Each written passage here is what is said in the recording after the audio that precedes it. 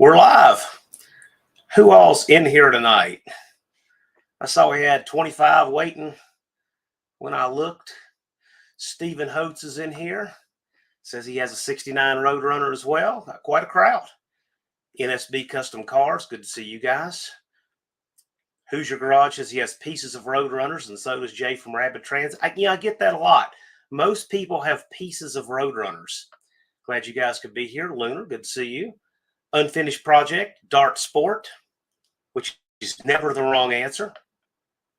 RC Industry, Junk Car Willie, how you doing? Henry's Hot Rod Garage, Mopar Man 1978, One-Eyed Cat, Mopar Den, MM78. Mr. Will is in the house. Oh, we got quite a crowd in here. This is good stuff. JB's Little Shop. I really enjoyed that saw blade sharpening video you did, JB. That was cool and different. If you want to see how those industrial sawmill blades, those giant blades get sharpened, check out JB's Little Shop's video. I didn't see myself sitting watching that whole thing with great interest, but I did. It was interesting. Who all do we have in here? Oh, they're really filing in now. Don English, Buzz from Roadkill Customs. Beep, beep, indeed. Glad you're here. John Trudell says, UTG, Dallas, Lunar. I don't know. What you'll have to wait and see. Patrick, Most of the Old Parts and Rust. Good to see you. Greg McDonald. How is everybody this evening? Lively crowd. Torque Racing Production. Roland, good to see you in here, sir. Nancy Cook, which is my aunt. She's in here. Glad you could make it. Two Hacks Jeff. Jive Hive Jeff of Two Hacks Garage. Glad you're here. Bill, I don't know how to pronounce your last name.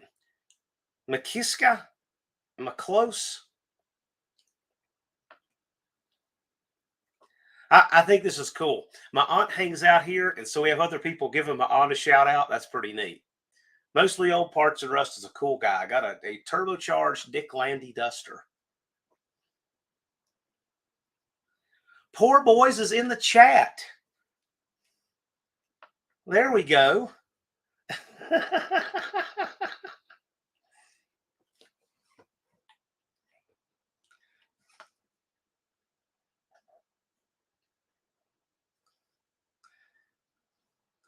Let's see here. John Trudell. It would not be alive without John Trudell.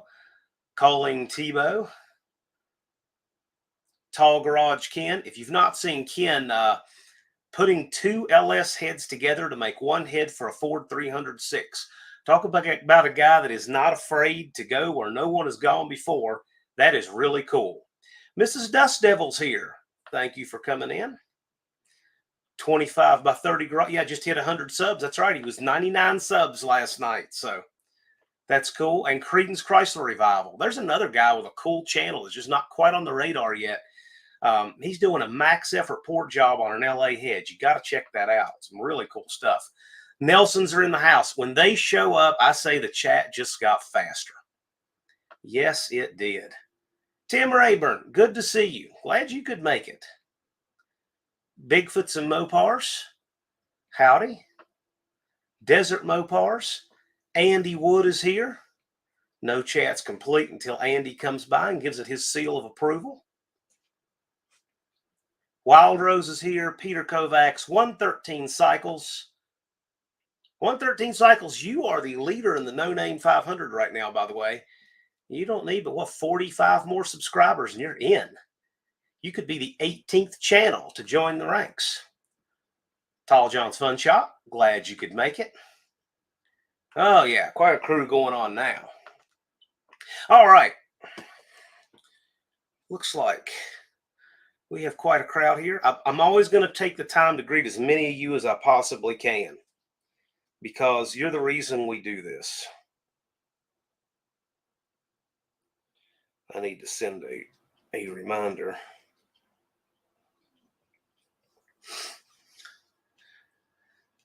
Mr. Will says he picked up 15 subs this week. Fantastic. We've said this several times before, and it's absolutely true. There has never been a better time to get subscribers than there is right now. If you're a YouTube automotive content creator with a channel with fewer subs, there's never been a better opportunity to get more subs than you have right now. The time is right. All right. So tonight, I was thinking, what is it I want to try to do tonight on live?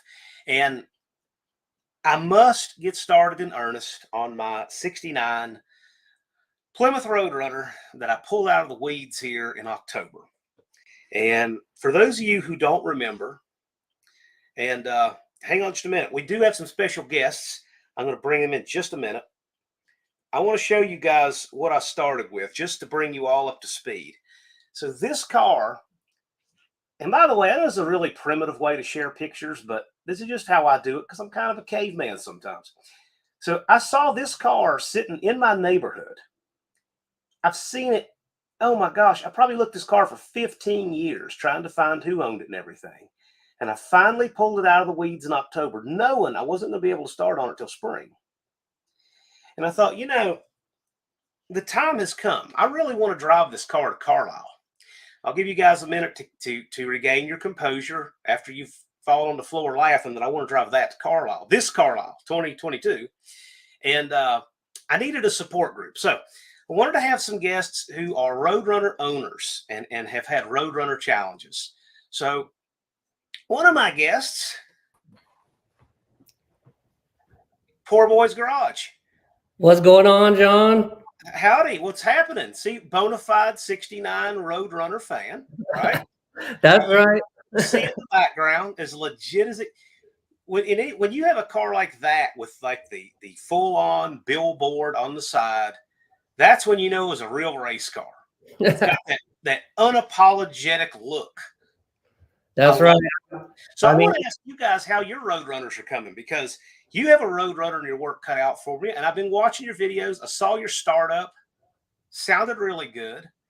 Maybe for the few people in here who may not already be subscribed to you, and if you're not, you're missing out. You need to check out Poor Boy's Garage. Great channel. Does builds with his son. Pulls stuff out of the weeds. Totally identifiable with what we do. So, that's the kind of people I like to hang out with. So why don't you bring people up to speed on your Road Runner? So mine is I did a story on it. It's the 68. I'm sorry, the 69. I'm sorry, I'll hear some feedback here. Is that my end or yours? Yeah, close your YouTube browser. Sorry about that. Yeah, if you kill the YouTube browser, it won't feedback. Check. All right. All right, all good. All right, so my Road Runner came up from Ed Miller's place up in Virginia. Nostalgic Hemi drag racer, coolest of the cool of the 60s. Raced, Bel Air. Oh no, what did he race? Belvedere's. What he had? He has a Duster. But anyway, I got told to go up there and check out his place, and I seen this car up there. I had no intentions of buying it at the time, and sure enough, I seen it. A buddy of mine said, "Hey, you want to go in halvesies on it?" And I'm like, "Not really," but okay. So we ended up going halves on it, and we ended up pulling it. Little did I know that it was gonna explode. People just absolutely loved it. So I ended up buying my buddy out. Not even. Actually, I think you hit me up first and said, "Hey, we're doing the no name nationals thing." Right. And I was like, "Well, I was gonna take my purple ratty Sadie." I told you, I was like, "Look, man, right. all I got this ratty Sadie at the time." And actually, what specifically you told me? I remember very specifically. I get a phone call from you, like, "Yeah, man, I love it. I love the event. Want to do it." Said, "I don't even know if I have what I'm bringing yet. I might find something in the woods." That's how preliminary that first phone call was. I said, "Great. The fact that you say that means you get this event." I was like, "Hey, John, do you know what we do over here? I mean, I'm yanking cars out of the woods. You sure you want me to go down the drag strip? Because perfect." So perfect. Yeah, so the 69, I kept staring at it and I was like, what, wouldn't this be an awesome challenge if I could get this 69 and bring it to No Name Nationals? And believe me, I challenged myself, but I ended up asking my buddy if I could buy him out. And it took him a couple weeks, but he finally gave in and I bought him out. So now it's all downhill and just spending money. Well, so how has that gone? You changed plans and you decided you wanted to do this and bring something a little more serious to the track, right? Uh, what kind of plan did you lay? Excuse me.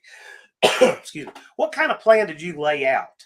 Like in terms of, do you have a certain ET you want to run, or do you have a certain amount of power you want to make, or Well, I'll be honest, at first it was just going to be a showing, give out a bunch of stickers because I got yep, fans too. And I want to meet a lot of these guys as well. cool, And then it turned into I got a call out, and it was from the Odd Rod Garage, which you guys, check them yep, out. They're doing a lot of cool stuff too. Well, I sat on that call out for at least a month before I was like, you know what? Should I take the call out? And it wasn't the fact that, obviously, y'all want to win. I wasn't yeah, scared, I should say. It was like, if I can't pull through, I'd feel so, upset for them guys on their end if they put all them work and I can't pull through. So I sat on the call out, sat on it. And then finally I got, I was in a good mood and I hit them up and we ended up doing the call out. So, motors changed. I went from just a street motor built by a nostalgic drag racer here, Larry Whitley. And then I was like, you know what? This is cool and all, but there was another race motor that I hadn't planned before that street motor was even part of the deal. Well, my buddy got the race motor and decided he thinks he's going to keep it. So I was like, man, so I got to find something. So we went with the street motor, which we were going to do a couple things to here and there. And then my buddy calls me up. He's like, hey, Brad, this motor would be perfect for that car. I'm not going to use it. Why don't you come grab that motor? So that's how the plans changed on that whole thing. it's amazing how much that life and circumstances change our plans.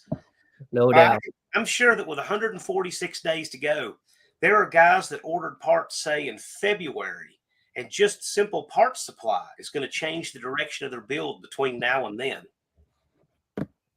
And you seem to have gotten a long way, even fighting that, just like everybody else. Any challenges related to the build being a nostalgic build and it's already a race car? I think one of my challenges tomorrow we're going to start on transmission. We're going to do the trans brake. We're going to do the full max. So Okay. but that's going to be a challenge in itself. I have an old nostalgic drag race buddy named Dennis. He works over in Amco Transmissions, and he's Mopar hardcore. And we're going to go get together tomorrow and take apart this 727.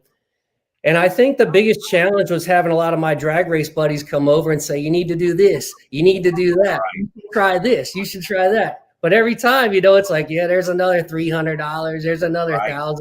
Yeah. So, Well, you can always get an unlimited amount of ice with your money, right? Yeah, no doubt. I will say that usually in the comments here, most of my videos, you'll see two names. You'll see Mike Iben, and he works for Top Line Converter near Pittsburgh. He builds custom torque converters. A lot of our viewers run his stuff with good results. And John Cope Racing Transmissions. He's one of our viewers, and he builds really high-end stuff like valve bodies and components for 727s. So there's two people who I can recommend, and you'll see them right here in the comments of the videos. So if you need any stuff for your transmission, you sounds like you got a competent assembler to work with and a competent builder. But those are two people I can recommend for. Yeah, speaking of, check that out. There's John Cope. Oh, See, yeah. we talk about transmission and he appears. Yeah, that's awesome. Yeah. But yeah, I'm looking forward to seeing how that shapes up. I'm anxious to see what it runs. I know that it's kind of a no-win thing when you're a content creator and you talk about numbers, because some viewers are just so absorbed by numbers they miss all the cool stuff that happens, regardless of numbers. So I get that. I get that. Yeah, Rabbit Transit saying, I really dig the Road Runner. Me too. When I saw that thing, I thought, that is out of this world with that graphics down the side. right. It Now is that car, definitely a one of a kind, no doubt. now that car had been sitting. I mean, it had just been like, how long had it been since that car had seen a track? I'm thinking at least 10 years. Yeah. It's that, and you know, you could tell it's been raced not too, it's not like it's from like the 80s. We're thinking the build was like late 90s build. So, you know, and I'm just grateful that I had the opportunity to rescue that car because it was so sad back there in Oh the yeah. field, you know. And it's just one of those things, you know, you don't have too many drag racers come along and actually say, hey, let's take this car and let's actually put it back on the strip, you know, because that was not my intention at first, no doubt. You know, we just grabbed it, you know, and but we got lucky, and this all just kind of, it was meant to be. It's all it Well, was meant to be. it's interesting that you were originally going to go in halves with your friend, Hmm. and then you went straight from that to wanting to buy out his part. Yeah, So because so did the I project kind of get a hold of you? it did, because the video did so good. I had so many great comments on it. I had so many people just for that car and telling me how awesome it was to, you know, to rescue that car. And from there, I started falling in love with that thing because it was sitting here for at least a good, you know, 2, 3 months before I started getting the ball rolling and all that stuff. So I was starting to get attached to it myself. You know, you look at it in a different light and it's like, man, that thing is cool. Man, should I challenge myself and actually, you know, try to get that thing going? And then with you and the whole No Name Nationals, like I said, it's just all coming together slowly, you know. I mean, really, the only thing we did, and the interesting thing I told Dallas about working with content creators, because his experience in AHRA has not been working with content creators, but racers, right? Right. And yeah, there's a little tiny bit of crossover, but not that much. With content creators, I said, we don't have to give these guys any direction. They're creators. They know exactly what to do. What we need to do is give them the best venue we can and a hard deadline. And with that, they'll make it happen. That's it, right? So there's more stuff going on now that was on the one of these days list that was just in purgatory forever. And obviously, I'm not talking about you because you have 22,000 subscribers. You don't get 22,000 subscribers by being a one of these days person, right? You're a make it happen person. But most people left to our own devices will naturally default to one of these days. But this event has caused a lot of people to step it up, and I'm really glad to see that. But it's what it also is going to do is for people like you who have a lot of cool stuff going, it kind of pins you down to have one project at a certain place at a certain time. And I just love that because all of us content creators are going to get to meet each other, and I just think that's great. I look forward to seeing that car in person. Well, yeah, like I said, I appreciate it. I mean, I took all my buddies' cars that they want to bring over here for me to work on. I told them no. So I upset a lot of my friends. You know, they want to bring their Mopars over here. And I'm like, nope, everything is all concentrating on that 69 behind me. I shut down like my whole shop and just concentrated just on that. So I sold my nicest pieces I have here too. And I'm I saw that. What a measure of dedication that was. I That was mean, really cool. There's a lot of people with cool cars, but it takes more than that. It takes a certain amount of discipline and sacrifice, and you have to set goals. And you know the difference between a dream and a goal is an action plan and a time frame. You know, if you don't have an action plan and a time frame, you don't have a goal. You just have a dream. that's right. So we gave the time frame. You guys do the action plan, and great things are happening. So I'm really looking forward to that. We got a lot of people in chat. Let's see what all's going on over here. Dude Mopar says truth. Well, I don't know which part of that is truth, but right on, man. JB says he's a little behind, but still listen. If you're a little behind, for those of you who don't know it, and you're watching on YouTube, obviously, go to the lower left on your browser window. There's a button that says live. You can click that, and wherever you are, it'll catch you up to live. I say that occasionally because I'm a mod on several channels, and that always helps a few people. Roadkill Customs, thank you for your service, Poor Boys Garage, from a veteran. Heck yeah, right on, man. I love the veterans.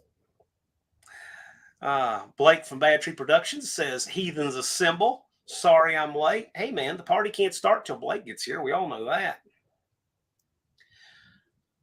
Roy Boy says, dig that Road Runner. We all do. We all do. What a cool car.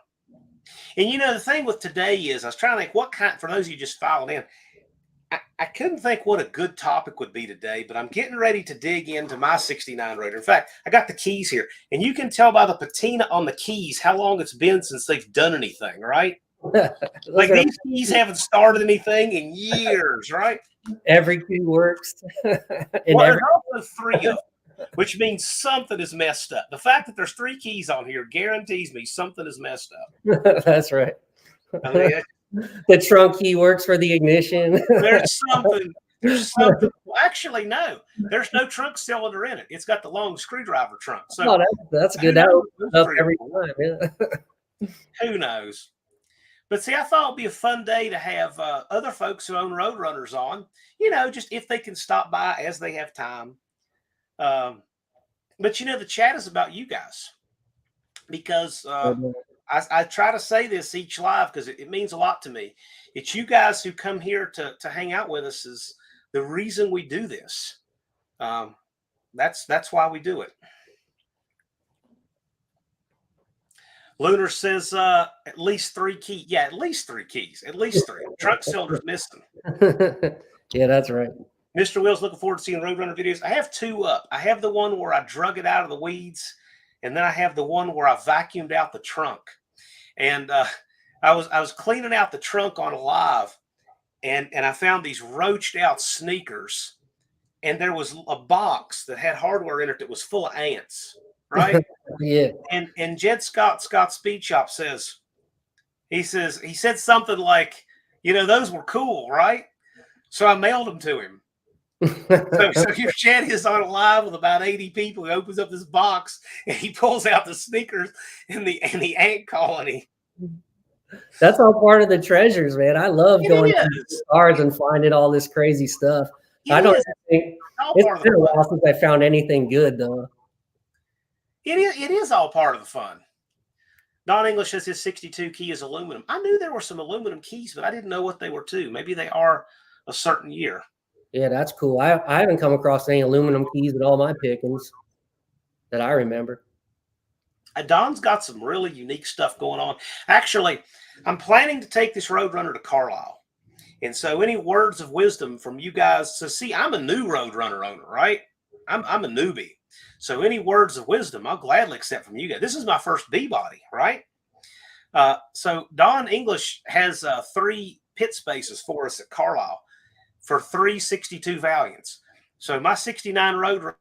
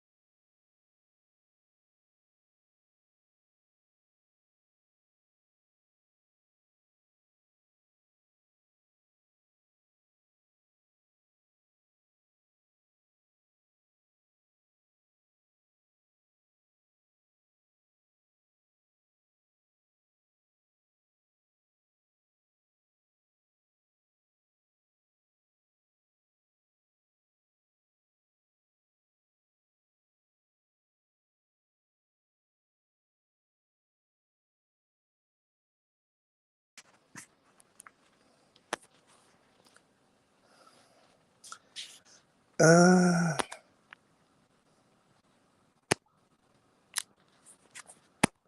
can you guys see me?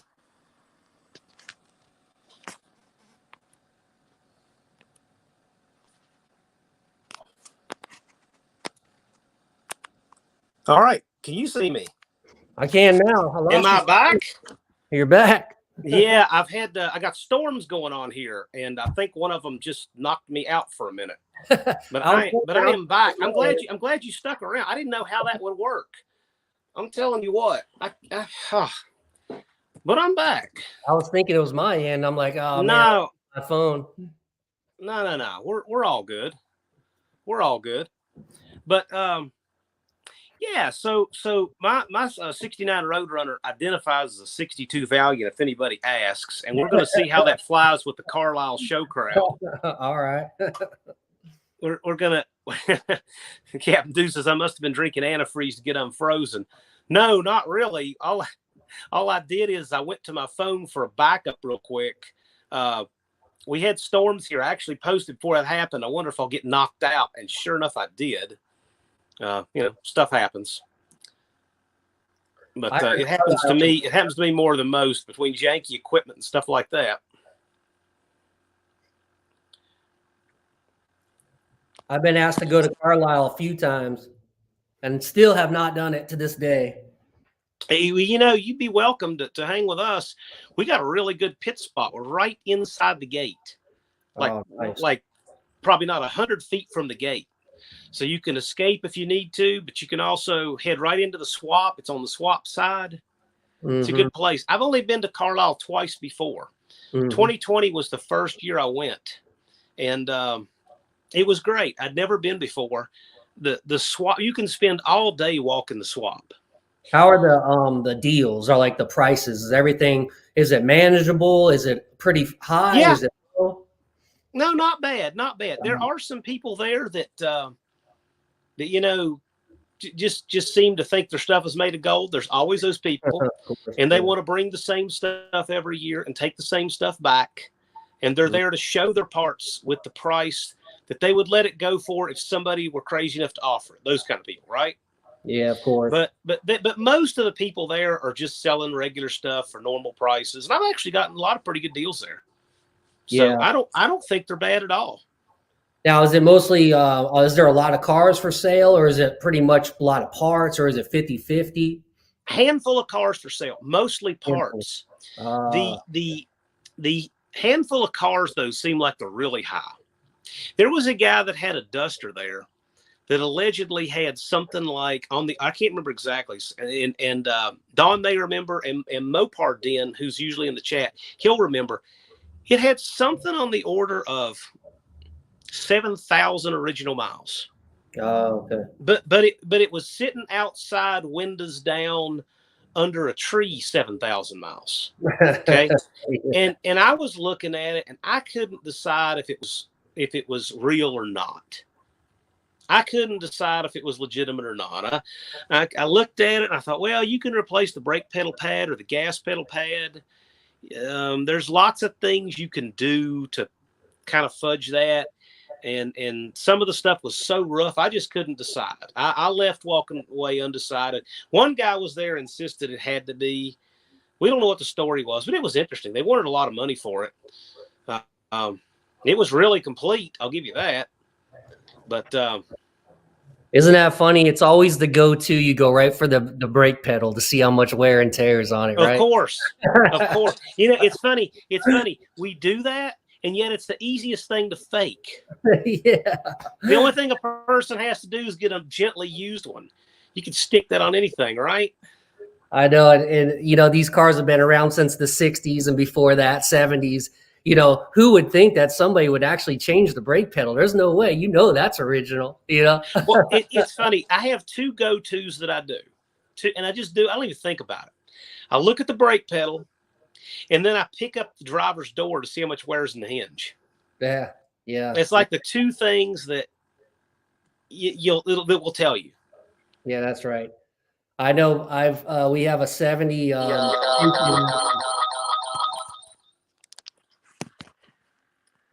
Add myself back in. There you go.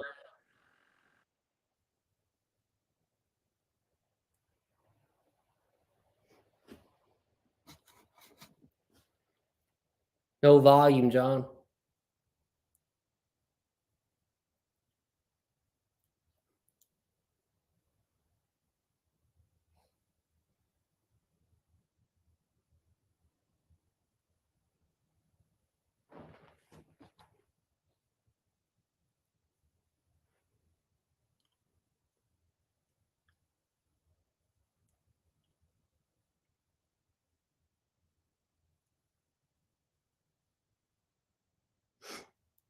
You're on mute right now.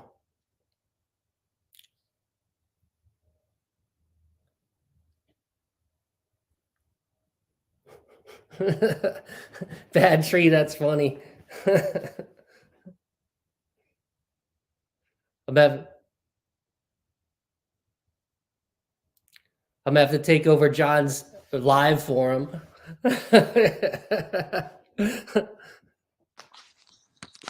There you go. Hey, I was your live over for you, John. I'm like, oh man, here we go. I can't. I am. I gotta kick myself from the studio. Them gotta stories, get they're rid of myself.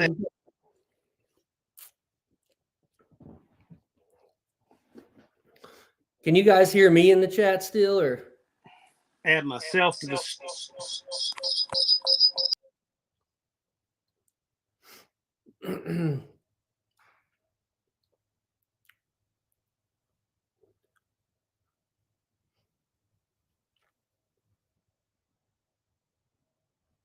Okay, I'm gonna do this.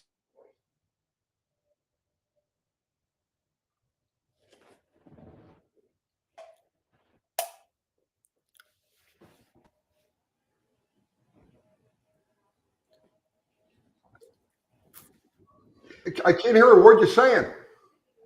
I got you, Tony. Oh yeah, I can hear you. I can't hear.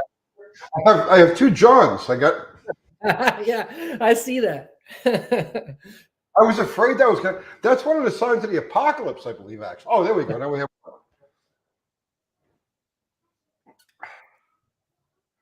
No sound from John. He's had, I guess he's got some pretty hectic storms going on over there. How you doing, man? Good, man. How are you? Pretty good. Pretty good. Yeah. That's a nice bird behind you, man. I appreciate you. I appreciate you. It came from Ed Miller's. Do you know Ed Miller back in the day? I know of him. I've never met him. Yeah. Me neither until I went over to his house and that was back there. The marker lights are filled, so I can't tell what year it is. It's a 69.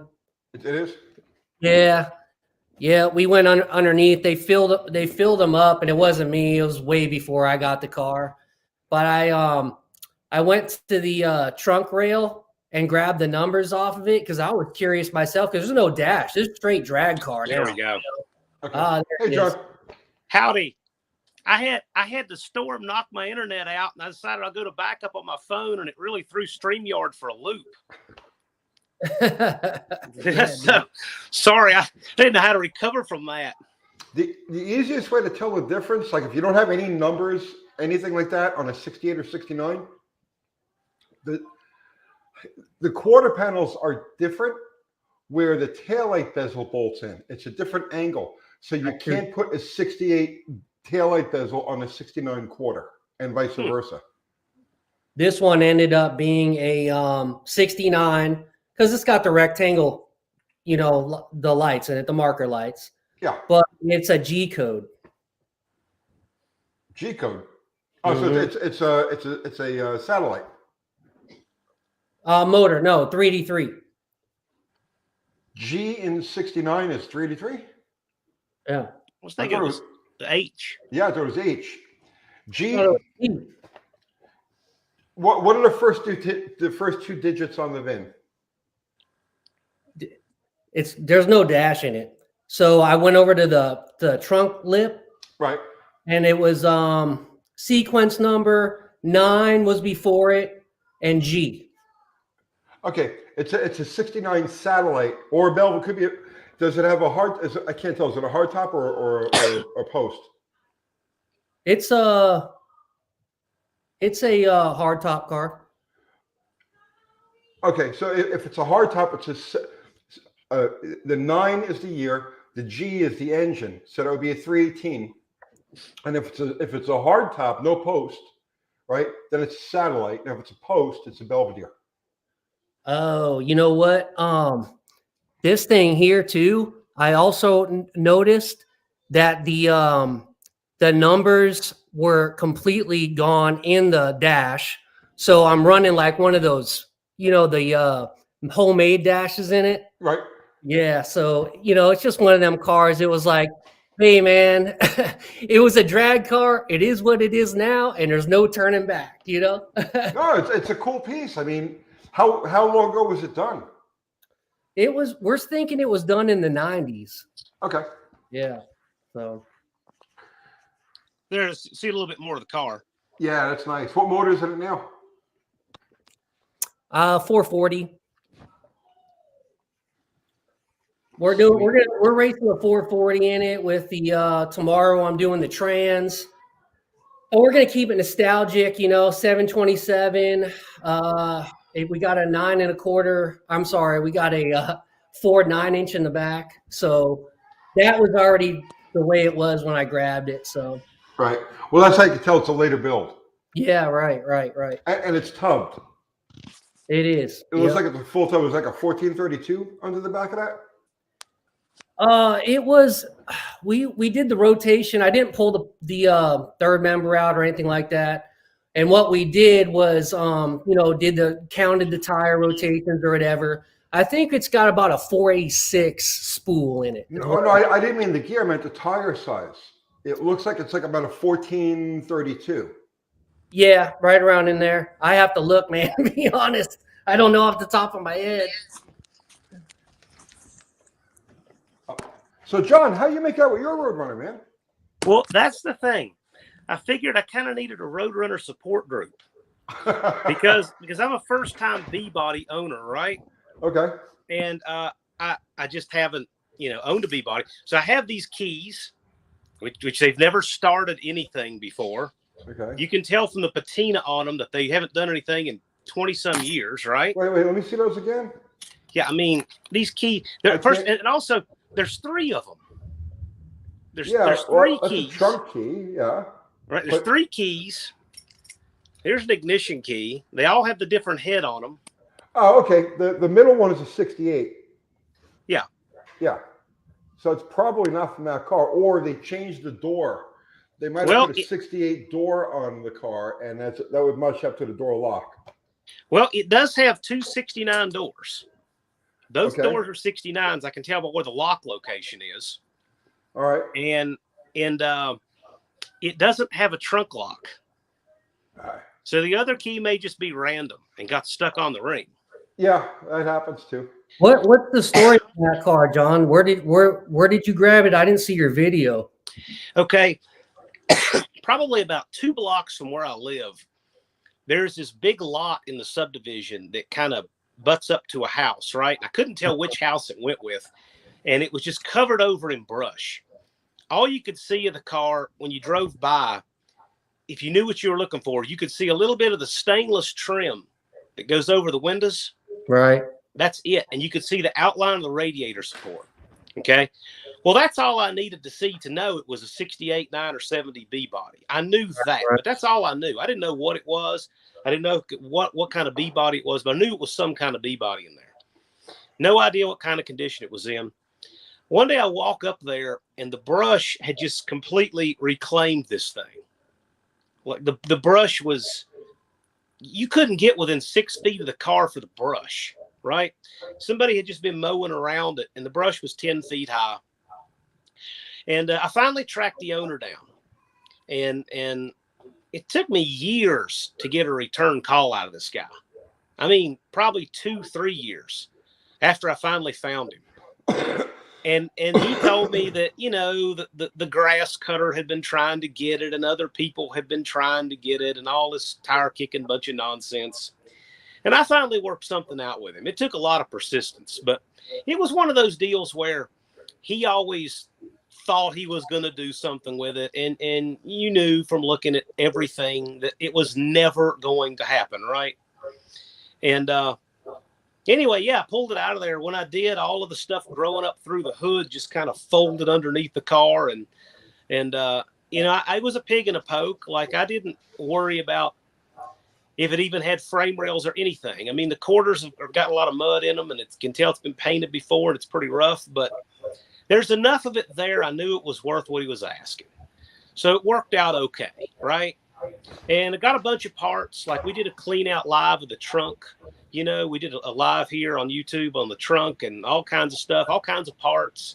And he had a parts car too. So there's plenty of stuff. There's enough there that, with the exception of an engine, I think I'm in good shape. I don't know what kind of engine I'm going to put in it. That's the only big ticket thing I'm missing.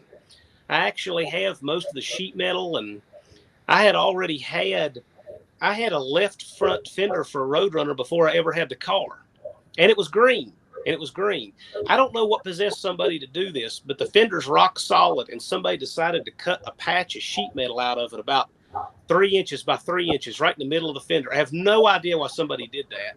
They were Just gonna took a pair of 10 snips and cut it out. Yeah, But always. my guess is that they did it probably 20 or 30 years ago when these fenders were a dime a dozen, and just thought, I need a little repair patch. I'll just go grab another at the junkyard and cut it out. So anyway, I'm going to put that one on this car because it matches the rest of it, you know. And I've got a hood for it. I actually found a 69 Road Runner hood at the junkyard like 20 years ago. The guy literally took it in for scrap weight. And I offered him a little better for that, and they said, sure, you can have it. The hood, it's kind of beige, and it had the black stripes. And I thought, yeah, that'll work. And then I've got a right front fender, came with the car. The guy had sandblasted it and then just never put anything on it. So it's just like a light brown flashed over with surface rust. So I've got the front clip. I got the little piece that goes under it. I got a grill. I've got some kind of front bumper. So, yeah, I think I got all the sheet metal. I just need an engine for it. I've got a few 727s and the drive shaft forks. I got all the big ticket stuff. I think it's feasible to make it run, take the Carlisle. Car was originally a 4-speed or automatic? Automatic. Do you have all the column shift linkage and all? Yes. I believe I do have everything there. That's the only thing scarce. The thing that kind of worries me, and I know this is silly, but this is the kind of thing that worries me, is bolts. Because I like original style bolts. Come to my place. I have thousands. I could build that car 5 times over. You know what? We should do a stuff video. That's just laying around, like not even rounded up. You know what, Tony? We should do a video on that. We should do a video on all of the specific bolts that go into these classics and how they're different. Because I actually prefer them. Like, I can't stand looking at bolts that came from Lowe's in all these visible places on an older car like that. It just looks so wrong to me. Or two of the different styles of bolt. Yes. I'm so OCD from the Marine Corps. If they're different looking, I can't deal with it. I got to have 2 of the same. So I got, hundreds like everybody else, thousands of bolts around here. But if I don't have 2 matching, here I am. I go nuts. They all got to be exactly the same, even if it's just them. Yes. I'm the same exact way. Very OCD about that. Man. So, because when you're doing these cars, you don't think about nuts and bolts. You're just thinking about your build, right? Well, nuts and bolts starts adding up after a while. Oh, yeah. Every bolt on that car is going to have a captured washer. Yeah. Okay. Except for the fuel pump bolts. Yeah, those fuel pump bolts are special. They're recognizable. They're kind of long and they're different. They got that different head on them. But they have a washer that's actually molded into the head of the bolt as opposed to one that's captured. Right.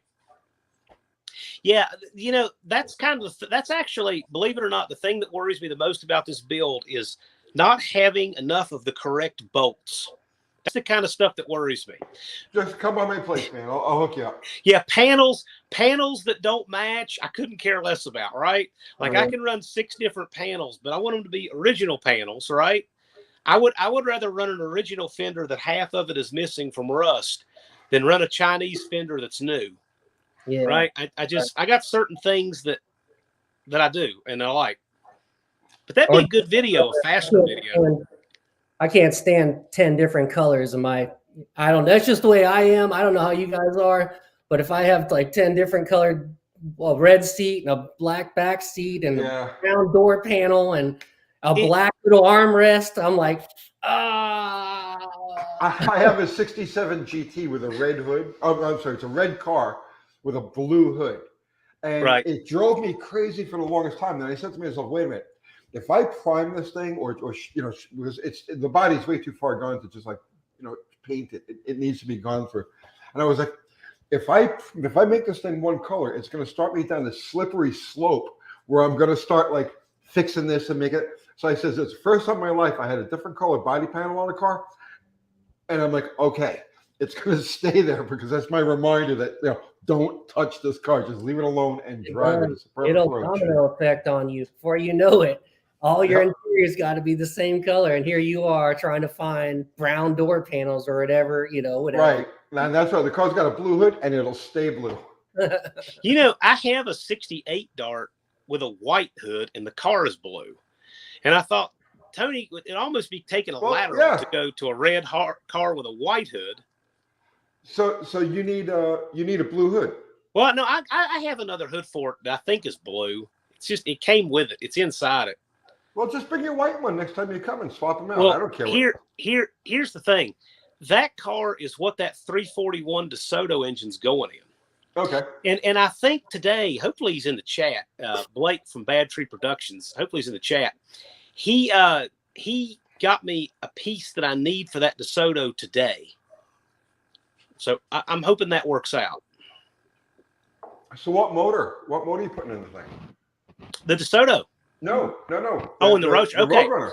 That's another reason I had you guys on to see what your thoughts are on this. Okay. So, you know, last year I did my April Fool's video, and I put a 4.7 Dodge in a 73 Dart Sport, and a lot of people lost their mind because they thought I was for real. Okay. That I was really going to put a 4.7 liter computer-controlled engine in that car. So what I was going to do for this year's April Fool's, until the house thing kind of spoiled that, I was thinking about trying to put either a small block Chevrolet or something like that in there just to punk people out, right? Just to set the internet on fire. And then I thought, nah, I got to go straight to whatever I want to put in it. So you got to go to Harbor Freight, man, and get one of the Predator motors. Yeah. Stick that in there. I got crushed on a comment from Harbor Freight today, man. Really? Telling me about how Harbor Freight supports, you know, China Freight over there. What do you want me to do, man? You know, this is poor boy's garage over here. This ain't rich boys restorations. Listen, right. I mean, I hate buying Chinese stuff as much as the next guy, right? But the thing is, those stores, before Harbor Freight and Northern Tool and all that came along, there were certain tools that were just out of the reach of the average person. And those things made it, guys, our audience, right?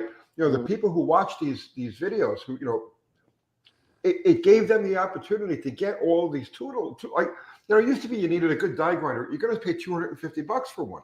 Now you can go buy one for $60. Yeah.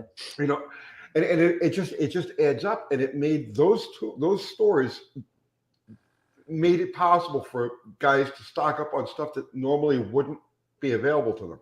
Right.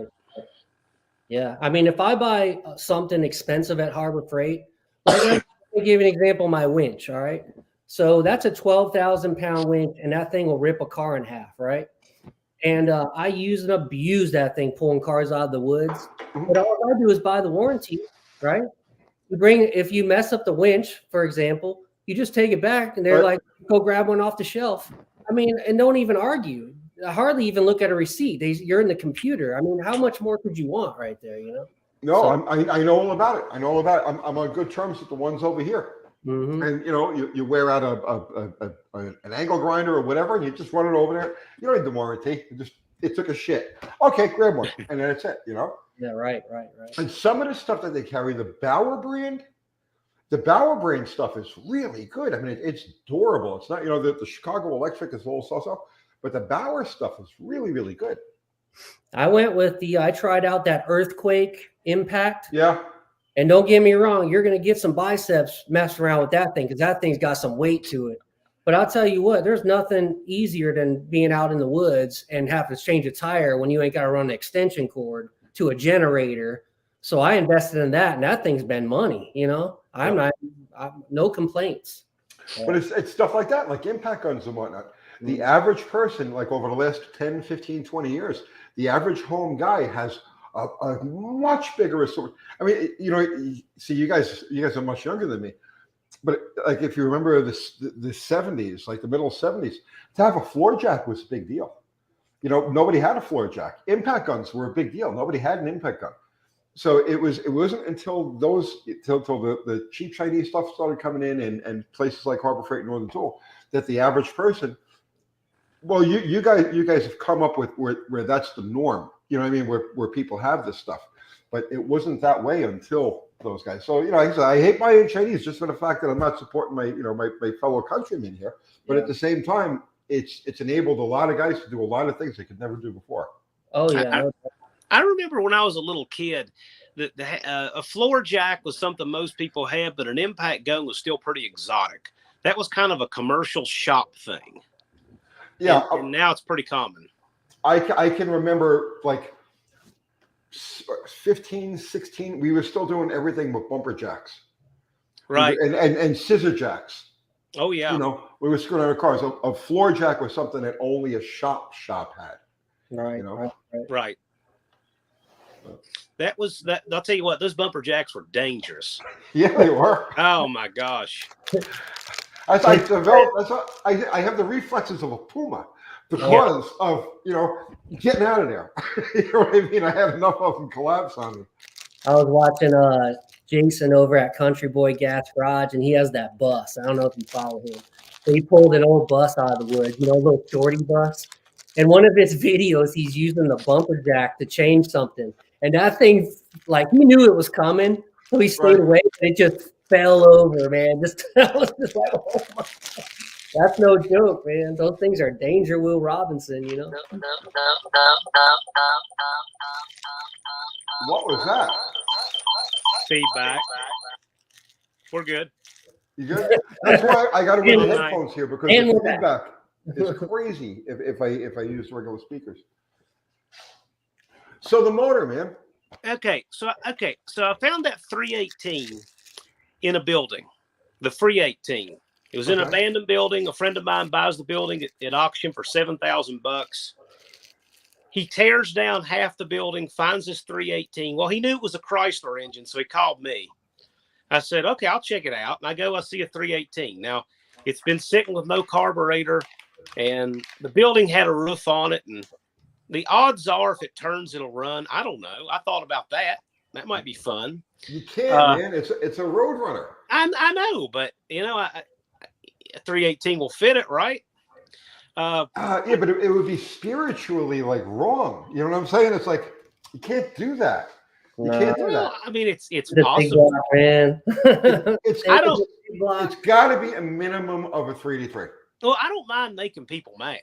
I can do. It doesn't have to be the last engine it ever has. Yeah, I know. So I got that option. I got a 360 that came out of an old Newport.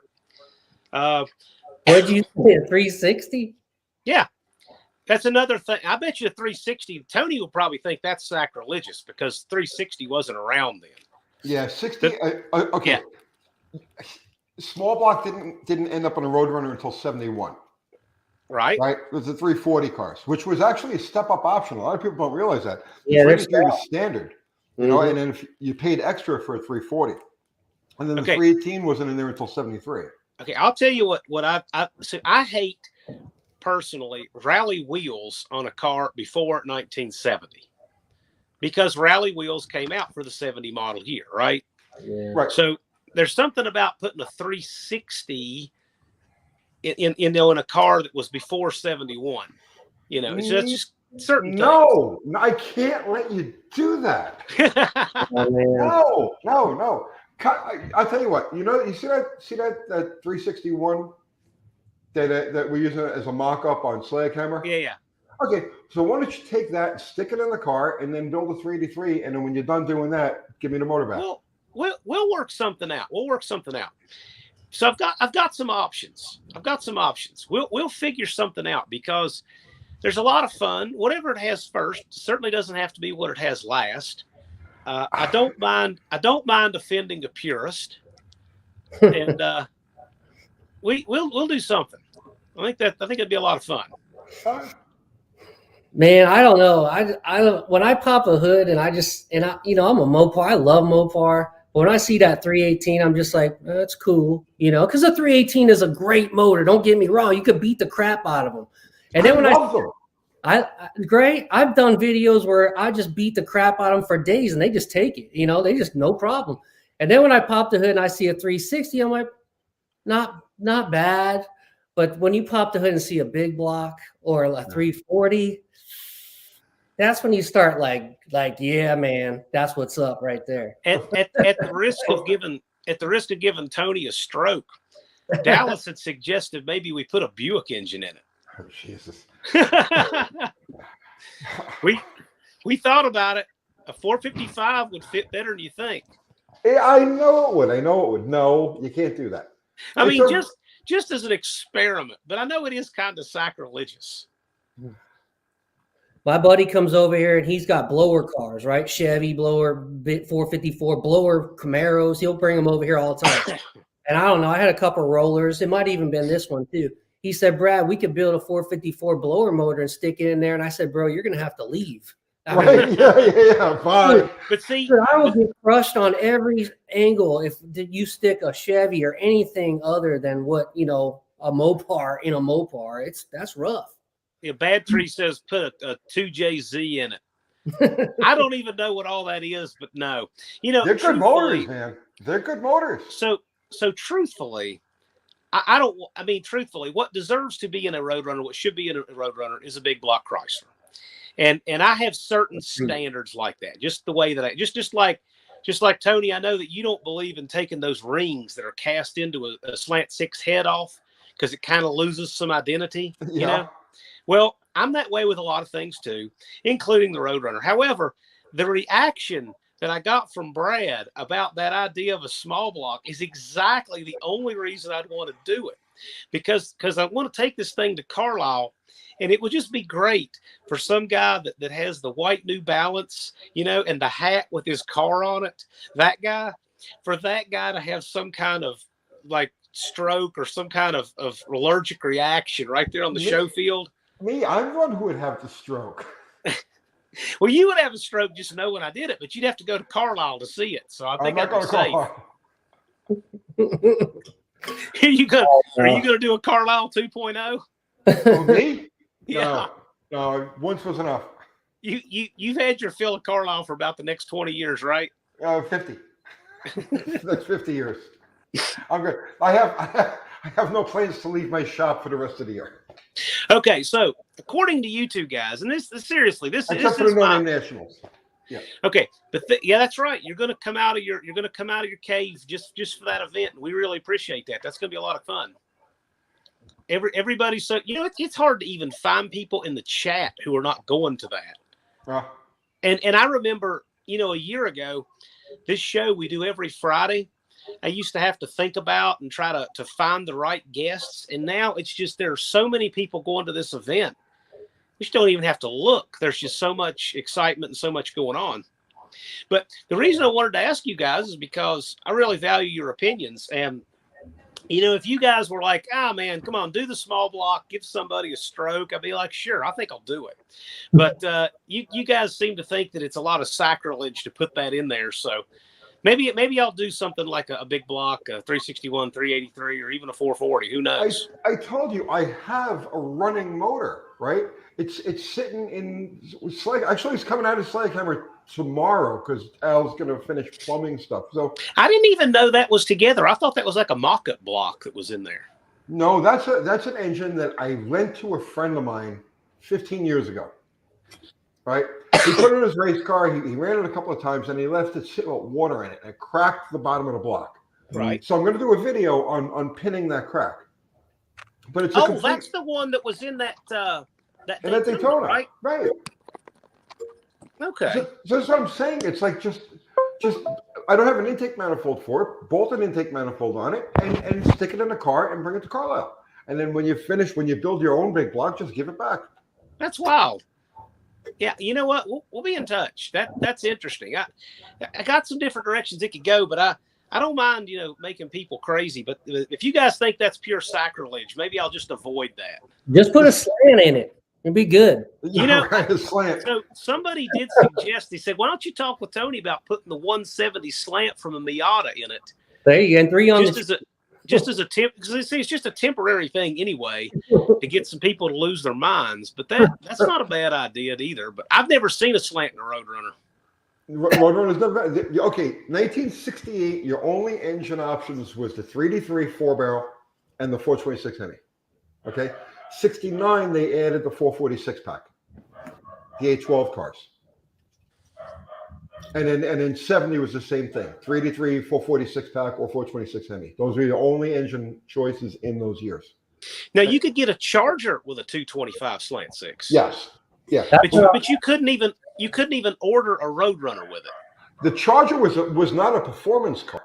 The Charger was an intermediate family car. People don't realize that. They think of Chargers as being like, oh my God, it's a Charger, right? But back in the day, those cars it was just a sporty intermediate family car. The vast majority of them had 318s in them. The base motor in 68 and 69 was a slant, actually maybe 72. No, just 68 and 69. The 225 was the base motor, 318 was optional. The big block cars in those years, the vast majority of them were 383 2-barrels because people would load them down with air conditioning, power steering, power brakes, all of that stuff, and they went for the 383 2-barrel. But performance Chargers back in the day were rare. Yeah. The Road Runner though was a performance car from the very beginning. That was its sole definition was as a performance car. So, well, one thing I learned from you that I never really thought about, I mean, I had seen all the stuff but never put it together, was how the 68 Road Runner was all about being the stripped down performance car. Yeah. Like even the Road Runner decals were black and white. And the car didn't actually start getting any flash and deviating from that mission of stripped down performance until 69. That's when they did like the purple horn. They did the colorful decals. Right. Well, the problem was they had licensing issues. They bought the licensing for the sound of the Road Runner, but not the imagery. They had to have their own imagery. They didn't sort that out until late 68. And that's why if you look at a 68, okay, like his car's a hardtop, right? Right. Mid 68, I guess it was March or April of 68, they introduced a hardtop version. And the hardtop version came with a tail panel. Okay. Originally, the car had nothing between the taillights. All right. Then when they introduced the hardtop, mid 68, they added a trim piece that went between the tail panels. And that was the first place of the colored Road Runner popped up. Yeah, because mine has that. Mine has the remains of that. Okay, the ones inside the car on a 68 are going to be black and white. Then 69, they went to the colored bird with holding the crash helmet. But they had the license to use that from the beginning, though, right? Go ahead. Go ahead, Uncle Tony. Go ahead. But they had the license to use the black and white Road Runner from the beginning, though, right? No, that's why it doesn't really even look like a Road Runner. Huh. It doesn't look anything like the Warner Brothers Road Runner. Really? Yeah. It's just a generic cartoon drawing of a Road Runner. They licensed the sound, the voice of the Road Runner, right? And the name, but they didn't license the imagery until, or it was tied up in whatever the hell it was, whatever situation. They didn't have it until mid 68. And that's why by the time they introduced the hardtop version, mid 68, and they put that tail panel across, that's where the colored bird first popped up. And then in 69, they're colored all over the place. Well, didn't they get a ridiculously good deal on it, like $50,000 or $75,000? That was a lot of scuttles back in It 1868. was, but not compared to how many cars they'd already sold. The first recorded sale of a Roadrunner was to a 44-year-old housewife from Kansas. Nice. I know. Oh, sorry, Tony. Go ahead. No, I know that Warner Brothers did not give them too hard of a time, though, when they asked to use that Roadrunner bird. I just read that the other day. They were more than happy to help them out with giving them that bird, because the older bird at the time wasn't nothing like the new bird that they had Right. when we, as what they took from Warner Brothers. So I just know I read that one as far as, the Warner Brothers, and when they had to come to staff meetings and all that kind of stuff, they were pretty easy about giving them that. Not initially, not at first. If you look at, are you familiar with the 68 Roadrunner? Well, depends on what you're asking. The birds on the 68 Roadrunner. Oh, yeah. Okay, go ahead. Yeah, they're black and white, and they're not what you think of as the cartoon Roadrunner, right? Right. They don't even resemble that. It's just a kind of a generic. I got a 68 in the garage, but I can't really.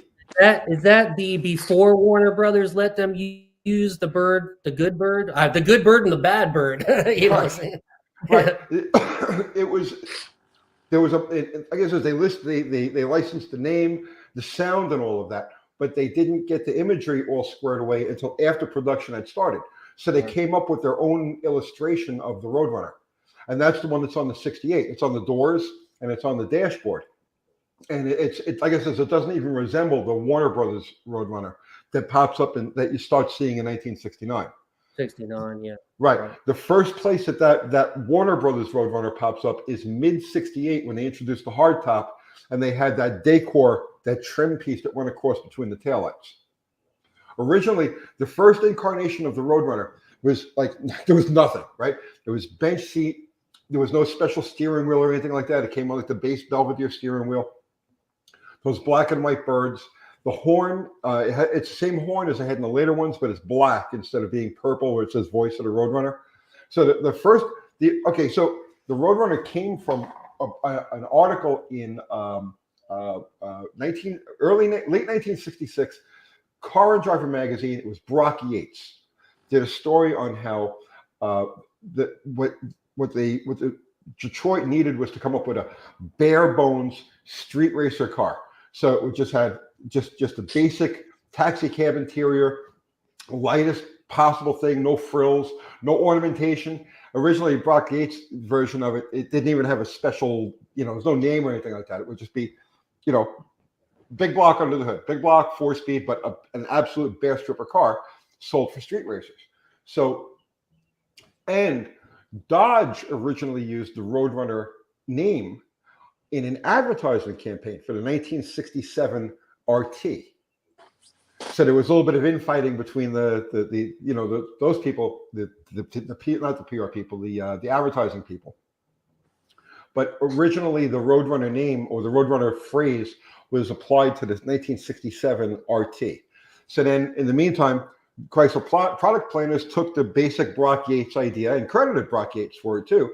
And that's where the Roadrunner came from. And at the last minute, they says, well, we got to add a little bit of flash so that people can identify it. And that's when they put the hood on there with the louvers, the fake louvers, and the nameplates on the outside that said Roadrunner.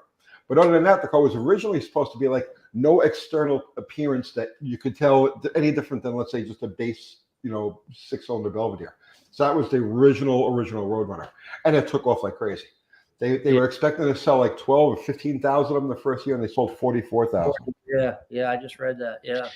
Do you know what percentage of the 68s are post cars and what percentage are hardtops? Post cars probably about 30%. Okay. Probably about 30%. Is yours a post car? Yes. Yeah. To me, Roadrunner can only be a post car. You know what? That your Roadrunner is the only vehicle of yours I've never seen. It's in the garage. I know that. I've been within 10 feet of it on each side, but I've never actually seen it. It's just the way it works out. It started out in the same condition that yours is in now. We bought it out of somebody's yard in Alabama. This is going about 15 years ago now. And originally, Kathy wanted a Road Runner. I could care less. I just wasn't into it, right? It wasn't into cars, period. I had gotten completely away from it. So, but she wanted a Road Runner. So we went and we bought that thing. It was about the same condition that yours is in. And I was like, okay, we'll just find all of the stock stuff, put it on there, and then it'll be good to go. Yeah. So as I'm rounding up parts, she says, I don't want the car to be boring. I says, what do you mean you don't want it to be boring? She says, I want it to be like the cars that we used to have when we were kids back in the 80s, right? So I says, you don't want that. I says, there's no reality today to support that. You know what I mean? It's like there's no stoplights to stoplight street racing. There's no, it doesn't exist anymore. She says, I don't want the car to be boring. I says, fine. So I built it the way it is.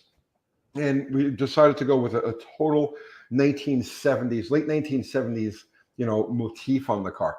So basically the car is exactly as it would have been built day 3 by a street racer in New York City. So if you want to see an authentic 1970s street race car, it's in the garage.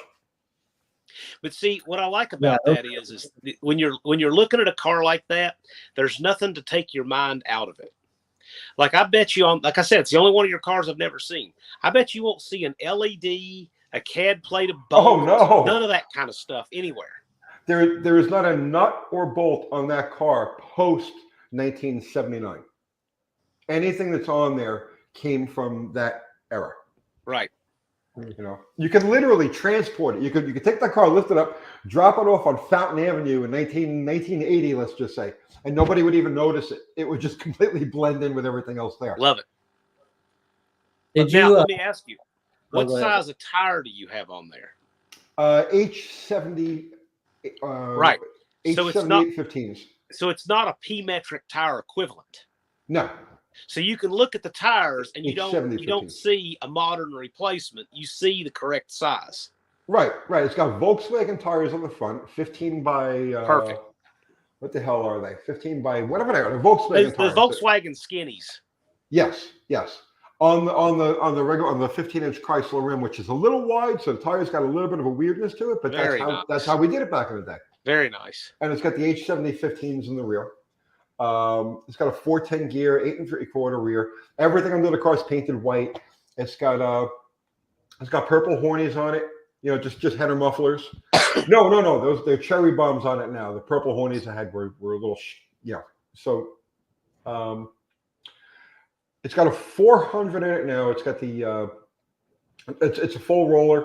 It's got a crane cam in it, crane everything, crane roller rockers and all of that. It's got a 1962 343 horse 383 dual quad setup on it, which is something that you could have bought through the direct connection catalog in the mid 1970s. So that's what's on there now. What kind of intake? The whole setup is the originally 1962 343 horse 383. It was a stock eliminator package, and you could buy that whole setup just as it was in 1862 through the direct connection catalog in the mid 70s. Oh, neat. So that's what's on there. It's got a I forgot. Is it a Mallory? It's got a Mallory dual point in it. Carter electric pump. It's just as old school and original as I could make it. What year is it again, Tony? 68. First year. Yes. The pure Road Runner. I don't know if you've seen, John, that picture I put up after you invited me. I did. So what's the story on that? That looks pretty wild. So that's in one of my story videos where I pulled about 6 Mopar out of the back of these brothers' house. But anyway, that was a 68 4-speed 383 car. And when I first seen it, it looked like pretty rough. If you could see the picture, you could tell it's rough. And inside the door, when you open the door, it had a sticker from like Haggerty. And it said, this car can no longer be operated. And I'm like, I asked, that's what it said, like straight, this is professional insurance sticker, like no longer operational car. And I'm like, what's going on with this thing? Well, he was an old junker and he pulled it out of the junkyard, right? Okay, no big deal. It's still got a 4-speed in it. 383's flooded, but it's still in there. Right. Well, we get the car up on the trailer and you could push down on the rear quarter, and the front end would lift up like about 3 inches because the frame was bent out because it got Wow. hard. Yeah. So that was the story. Sorry about that. That's the story. if somebody tells me that a vehicle can never be operated, I'm going to say, watch this. I can't. I will never let somebody tell me that. He tried telling me too, and I said, well, "We're going to take it home and get it running and drive and take it for rip." And he got upset. He's like, "That car cannot be driven no more." And I'm like, "Why?" And then you know what? I found out real quick. These male Karens, I live to show those people what's up. Okay, if I had somebody tell me that can never be driven, then I will do anything to show them that it can be. I mean, you can roadkill it. That one that they had wrapped around the telephone pole. And Well, okay. So what this reminds me of is they could have fixed that car. Oh yeah, they could have fixed that car. They rebodied it. Oh well, that's not fixing it. That's That's not fixing anything. I'll tell you what was a real travesty. So I know. I suspect Tony's not a big fan of the Dukes of Hazzard, but the General Lee, Travis Bell found Lee #1 in a junkyard in Georgia. Yeah, right. Story. Yeah. He found the real General Lee #1 in a junkyard in Georgia. He takes it, strips all the stuff off of it, and puts it on another Charger, and says he restored Lee 1. And I contend, no, you did not. You parted out Lee 1 and you put it on another car. I don't believe in rebodying. You don't rebody a car. Well, as far as I'm concerned, Lee 1 got crushed and destroyed because the wrong guy found it. Yeah. I tend to agree with you. Yeah, I mean, there was no reason Lee 1 could not be saved. He was showing how the transmission tunnel had a big crease in it, and it wasn't square where it had been jumped, but it could have been fixed. You could have put that car on a frame table. You could have done what you needed to do. He just didn't want to do it because it was cheaper and easier to go get another Charger body and put all the stuff on it. But see, then the original car is gone. The soul of that car went with it. I hate that. Yep. Guess we'll have to look for #2 then. Well, right. Who knows if that still exists? But yeah, that's right. But I think it's interesting, and it goes to show you that it just takes one bad owner in the chain of custody of anything to ruin it. It's like that's true. Some of these famous paintings, right? Let's say that there have been 20 people who've been caretakers of these famous paintings, and it just takes one to say, "Hey, I can touch that up and make it look better," and they ruin it, right? Cars are like that to me. Oh, it's like that guy Aruza who had the Hemi. Perfect example. That moron. He took a 1-of-1 ball stud Hemi, the only one that should have been in a museum, and ruined it for his own ego and vanity. Yeah, I don't know that story. Oh, I did a whole video on it, man. Yeah. Tony, you should bring Brad up to speed on that. That's a fascinating story. Well, just real quick. So I originally heard about this motor through Dick Landy. I was talking to Dick Landy. A motor? You said a motor? It's a motor. It's a ball stud Hemi. Okay. Yeah. Chrysler produced. They produced a bunch of them that they were using in their proving grounds. Okay. Mm-hmm. And then certain people were able to get their hands on them when they canceled the project. So this is back in 1988. So I'm talking to Dick Landy about something over, and he says, "Well, why don't you do something on my ball stud?" So I said, "Right, this is ball stud Hemi, right?" Yeah. So I had to go to Pomona anyway that year. So I says, "All right, I'll come by and we'll do a thing on it." So he shows me the ball stud Hemi, and this thing is exactly as it came from Chrysler Engineering. So, and it was like one of his like prized possessions. You know what I mean? This thing was like, so we do the story on the ball stud Hemi. Life goes on now. A couple of decades go past. Whether he sold it or is part of his estate, I don't even know. This guy named John Aruza gets his hands on this thing, right? And instead of like him treating it like the one-of-a-kind, priceless piece of automotive, an artifact of, he says, "No, I'm going to make this even better." So he bores the thing. He put a stroker crank in it. Did he port the heads? He ground on the heads and intake and everything. ground on everything, right? Yeah. For what? And then he stuck it in a Barracuda. He stuck it in was it Larry Shepard's Barracuda? He put Boss 429 pistons in it just because he could. Yeah, just like why? Why would you do something like this? You know what I'm saying? But he changed the cam and everything. So no future generation will ever be able to know what one of those engines sounded like. Yeah. It's gone. He took the original paint off of it and all. No future generation can ever know what that actually looked like other than pictures. Yeah. But yeah, it just takes one idiot in the chain of custody for something like that to happen. I saw where a guy bought an original 68 Hemi Superstock Dart. There were 80 of those made? Oh, I'll tell you a story about that, please. Go ahead. No, well, I was going to say this guy bought it, and he was real wealthy, and he just decided I want to take it down the track once or twice. So he had a chassis shop, cut it up, and back half it, and put some steamrollers on it. He took it down the track once or twice and sold it, and thought nothing of it. Okay, so all right, I know the other half of that story. Okay, yeah, go ahead. This is back when I was doing the Top Fuel thing, right? So Ray Barton used to put a lot of stuff aside for me.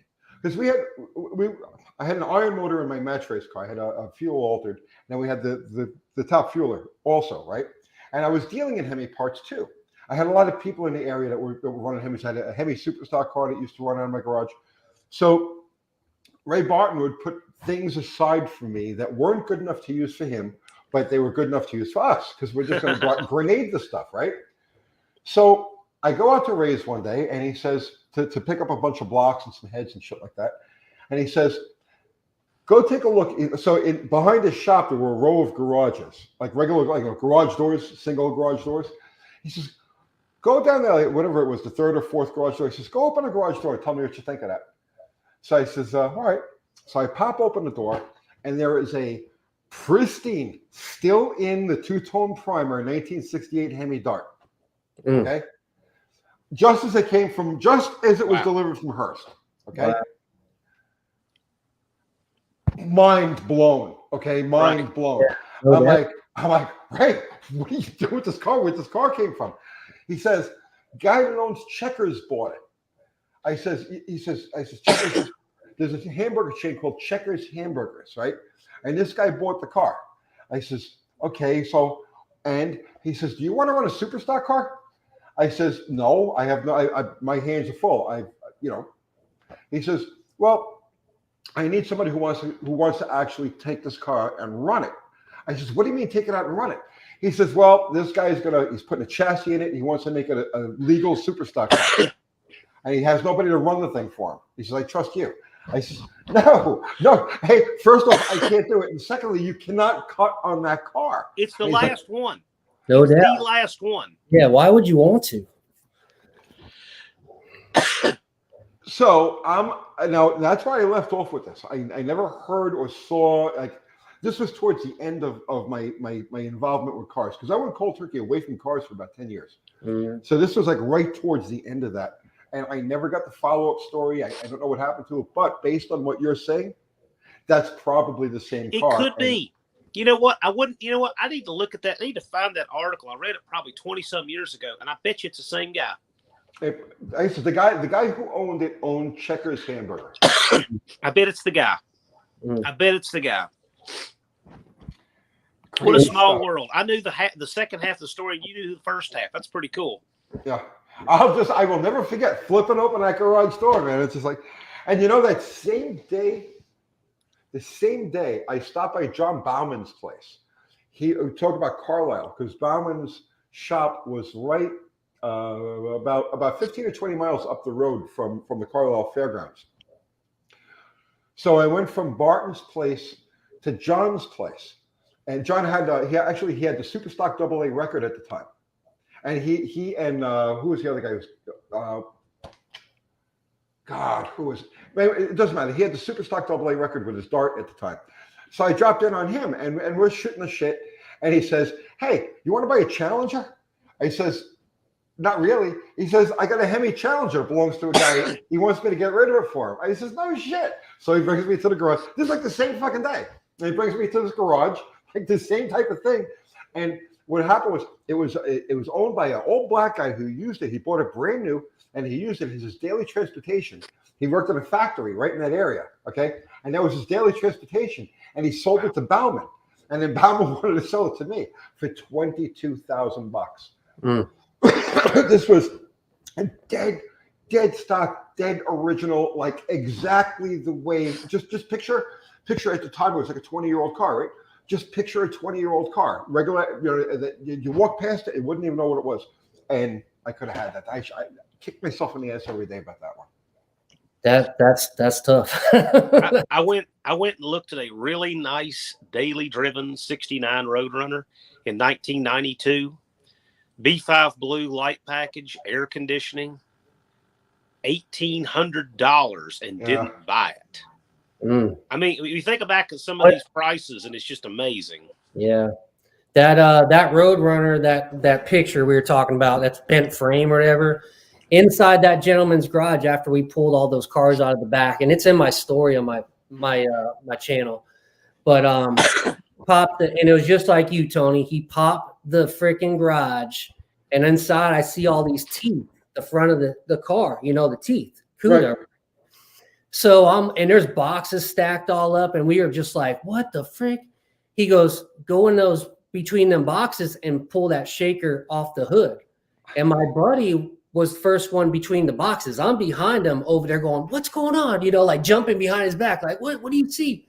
Sure enough, he pulled that shaker out, two 4-barrels, 426 sitting down in that Cuda. Wow. And that was the only freaking Hemi to this day, like a real Hemi, 426, besides Ed Miller's, because Ed Miller's nostalgic and he had all that stuff because he's been racing 426s forever. So I kind of really don't count his. I'm talking more like picking and finding a 426.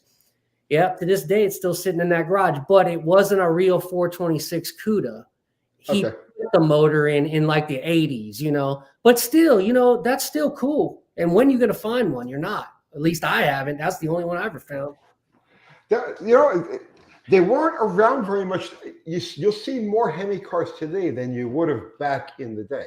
A lot of them, they weren't good street cars. And people would buy them and they would either blow them up or they were really right. You see, the Hemi had a lot of little things done to it to make it streetable. And one of them was these exhaust tubes that they ran from the back of the intake manifold down to the passenger side exhaust manifold and head pipe, right? And those things would rot within 2 or 3 years. So what would happen was these things made miserable street cars. People didn't like them because they used a ton of gas. They were just pigs, and they always sounded like shit. They always had exhaust leaks because of that system in the back. And if you didn't use that system, the car wouldn't warm up. It would sit there. You'd sit there for an hour before the intake manifold got warm enough to actually drive. Yeah. So a lot of those cars just got parked.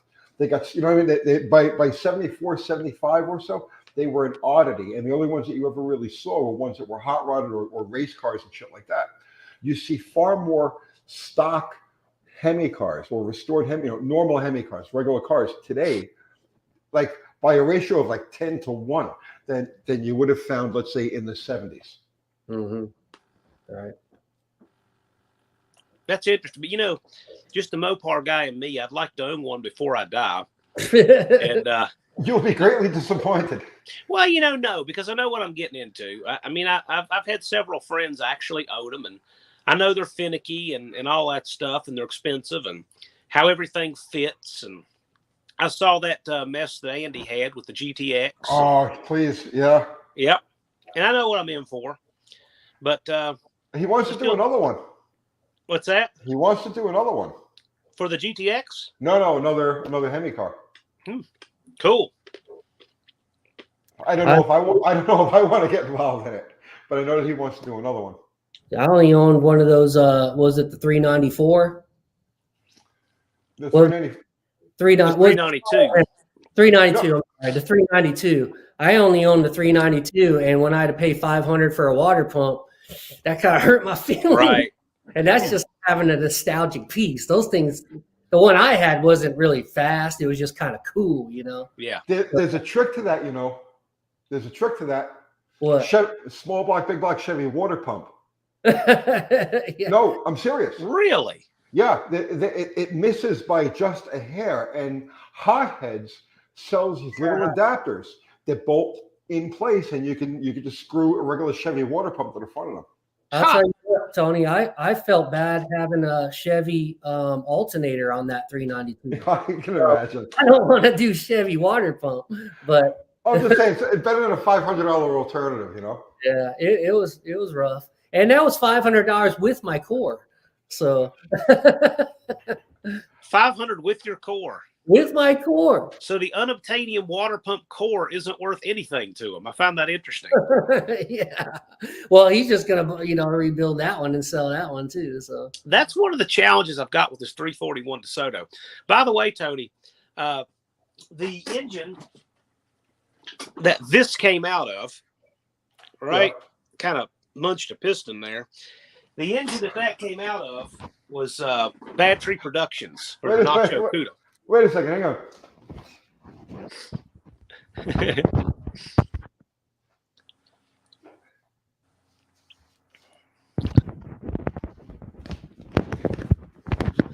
Here, I have the missing piece. There you go.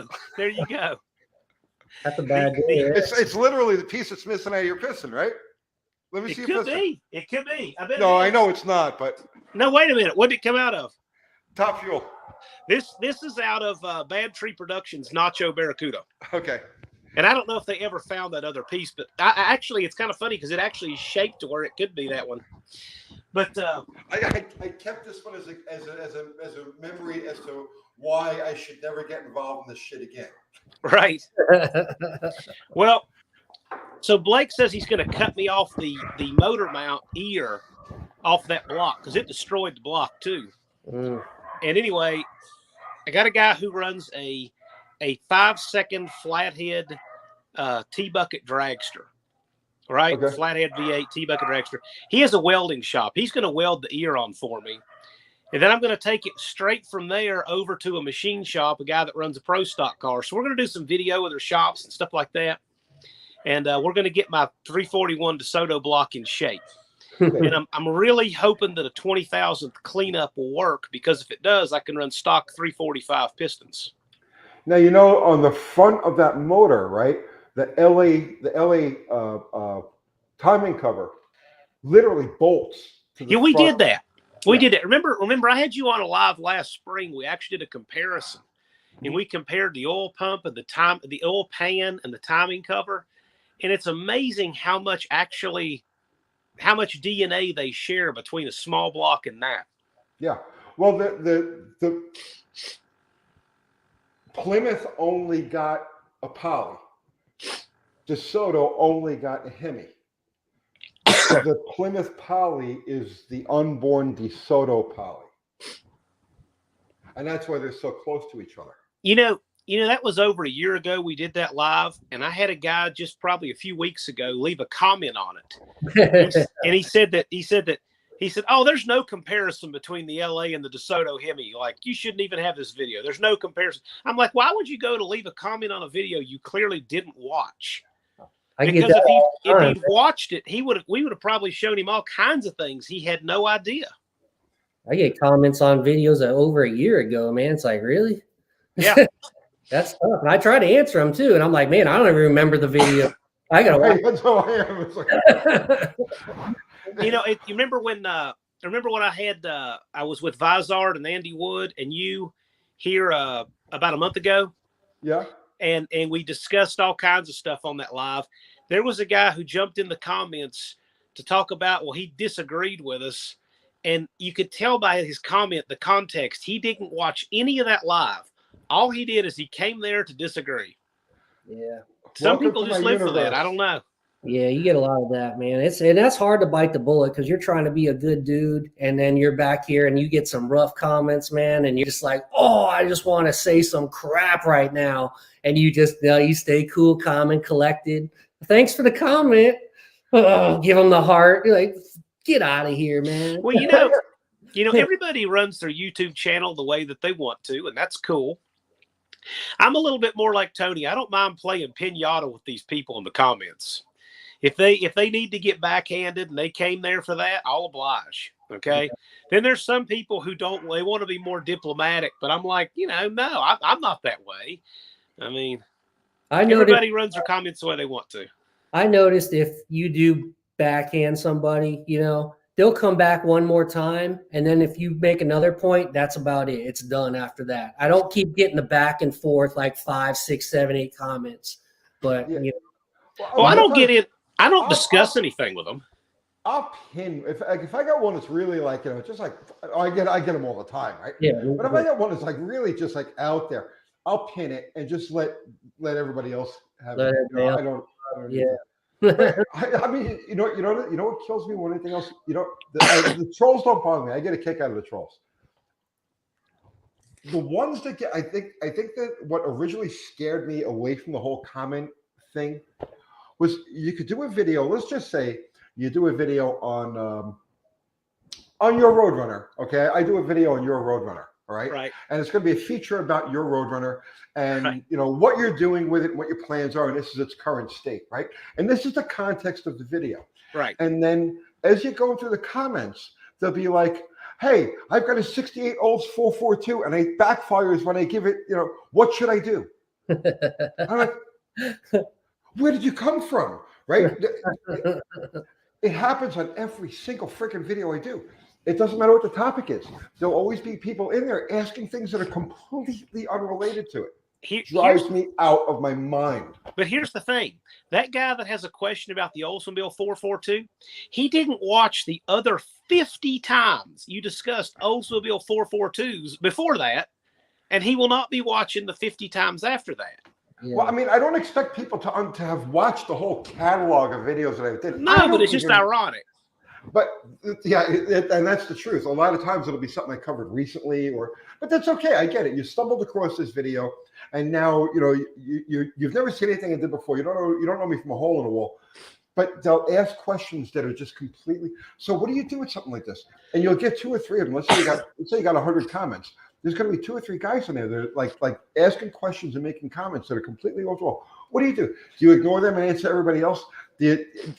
And I'm like, I can't. I just can't. I give a heart, right? Heart and roll.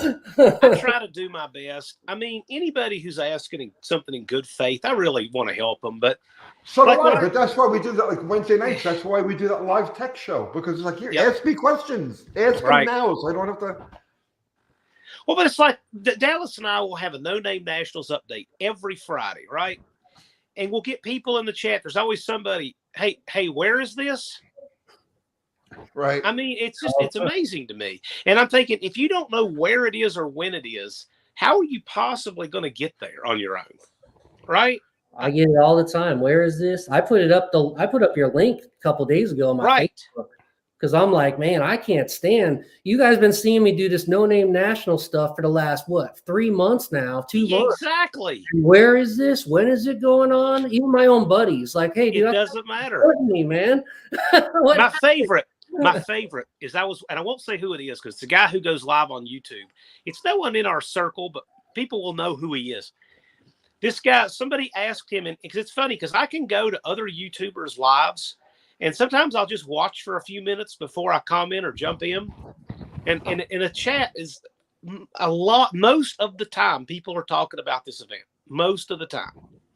And somebody asked this guy who was having his live if he was going to the No Name Nationals. And his reply was, quote, oh, that's too far. Where is it? Just like that.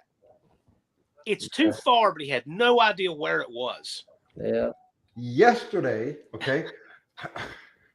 How many times have I specifically stated, right? The No Name Nationals is not my event. I have nothing to do with the No Name Nationals. This is you and this is Dallas, right? How many times have you heard me specifically come out and say that? Yeah. I get a guy berating me in the comments yesterday, or it was the day before. I don't even remember. Yesterday, the day before. But you should be running features on No Name 500 contestants on your community. Man. It's not my event. Why am I running features on people? It's funny. There's a handful of people that will not accept that answer. And it's so funny because literally literally, I had been working on this event. I talked to Dallas, and when I finally had a good rough draft put out, I told a handful of people, told some of my friends, a few of the other channels, I told them so that they knew something was coming just before the announcement, which was supposed to be New Year's Eve and turned into January 11th because Dallas had COVID, right? So Tony had probably a few weeks of notice, as did several other channels, right? And Tony's like, yeah, man, that's cool. I want to be a participant and all that. But he's not on a committee. He didn't make any decisions. It's not none of that, right? It literally, that's all there is to it. But because Tony, is he's very good to me and helps, helps support things that we do, like Dallas and I do, and Mopar Allen Junkyard Jetty's a community player and likes to work with us. He wants to participate, but that's it. And there's some people that won't accept that, almost like it's a conspiracy. And I'm like, no, I'm telling you. Tony's like, I want to be there and participate, and that's it. Yeah, but people, for some reason, and I make it clear specifically, it is not my event. I have nothing to do, zero. I have less than zero to do with this event, except I'm supporting my friends. But see, I'll also have people ask me something like I'm some kind of press secretary for you occasionally. And I'm like, I don't speak for Tony. Sometimes I can point them to the video they need or whatever, but that's it. I can't, people are funny like that. Our viewers are a strange mix. Yeah. The vast majority of them are awesome people. 99% of them are awesome. I am so grateful for them. You have no idea, right? You bet. I show it because I hide. I do a lot of hiding. Okay. Right. So it may not be outwardly obvious how grateful I am for the people that we have, but I am. You have no idea. But we have this small percentage, man. There's just it's like maybe 5% of them that are just like deranged. These people are fucking nuts. I don't know. Yeah, I don't know. It's there's that little tiny percentage, but I gotta say the overall community of our viewers, because there is a lot of crossover between all three of our channels. Actually, I can see familiar names in the comments of Poor Boy's Garage and Uncle Tony's Garage. Yeah. But I'm telling you, it's the greatest community. It's better. I would say it's better than any other community on YouTube. Absolutely. I would be willing to bet like the gardening community and the knitting communities don't have anything on ours. Right. Well, I'm going to say this, right? I pay attention to like other large channels, okay, or larger than mine, right? Because you always have to look bigger. Right, and I'm a small player in the grand scheme of things. So I watch some of the larger channels to see the comments and their chats and whatnot. And we got the highest IQ. All right. I wouldn't doubt that at all.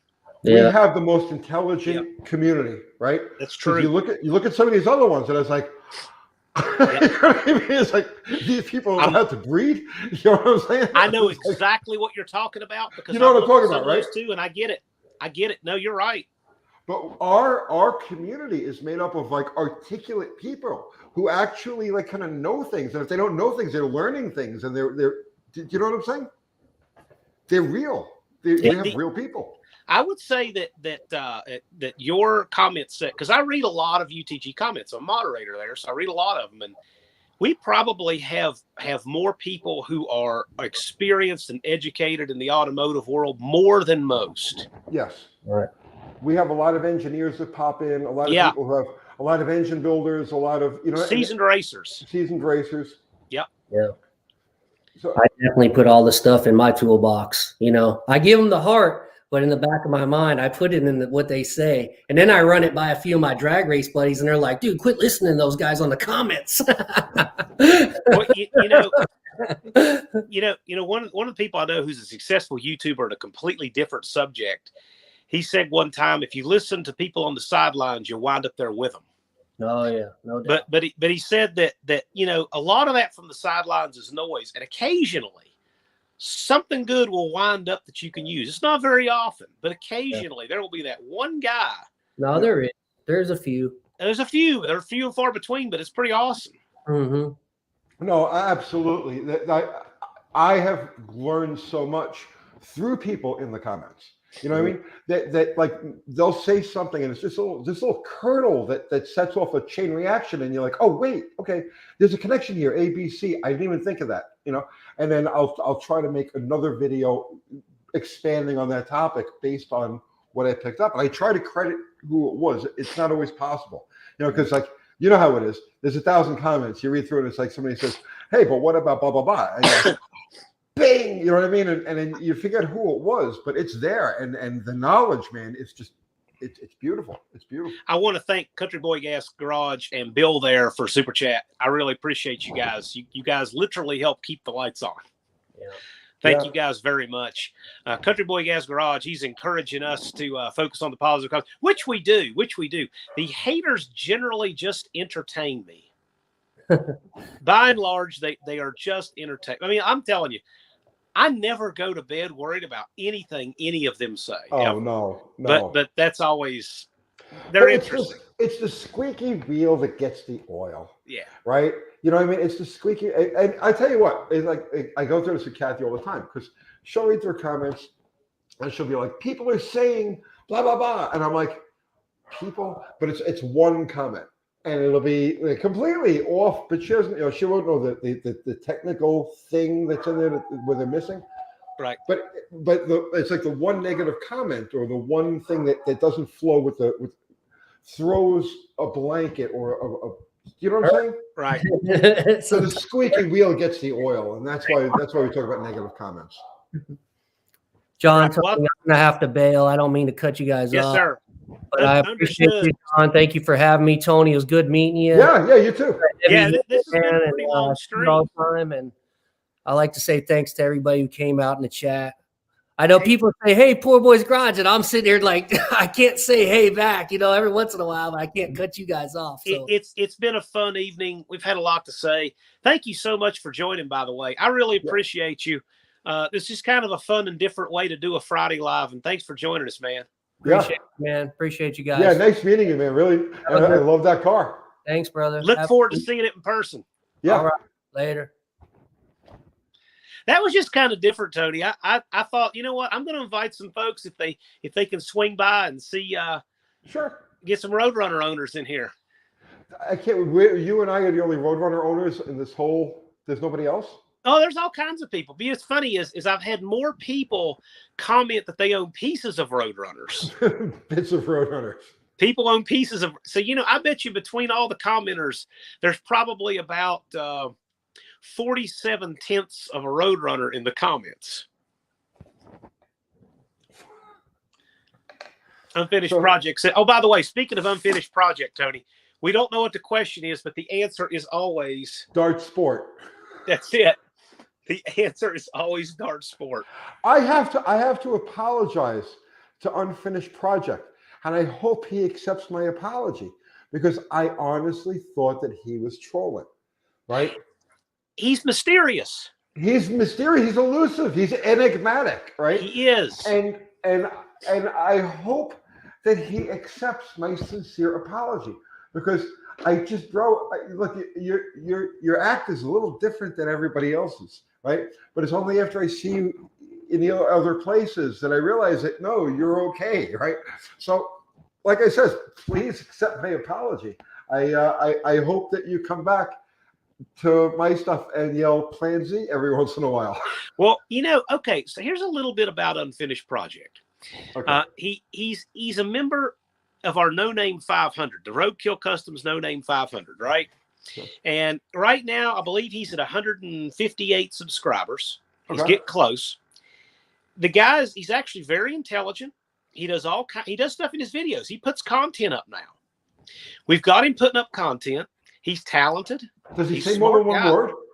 Smart guy, but he just doesn't want to be on camera. And we keep telling him, if you just get on camera, you're going to walk to 500 subscribers.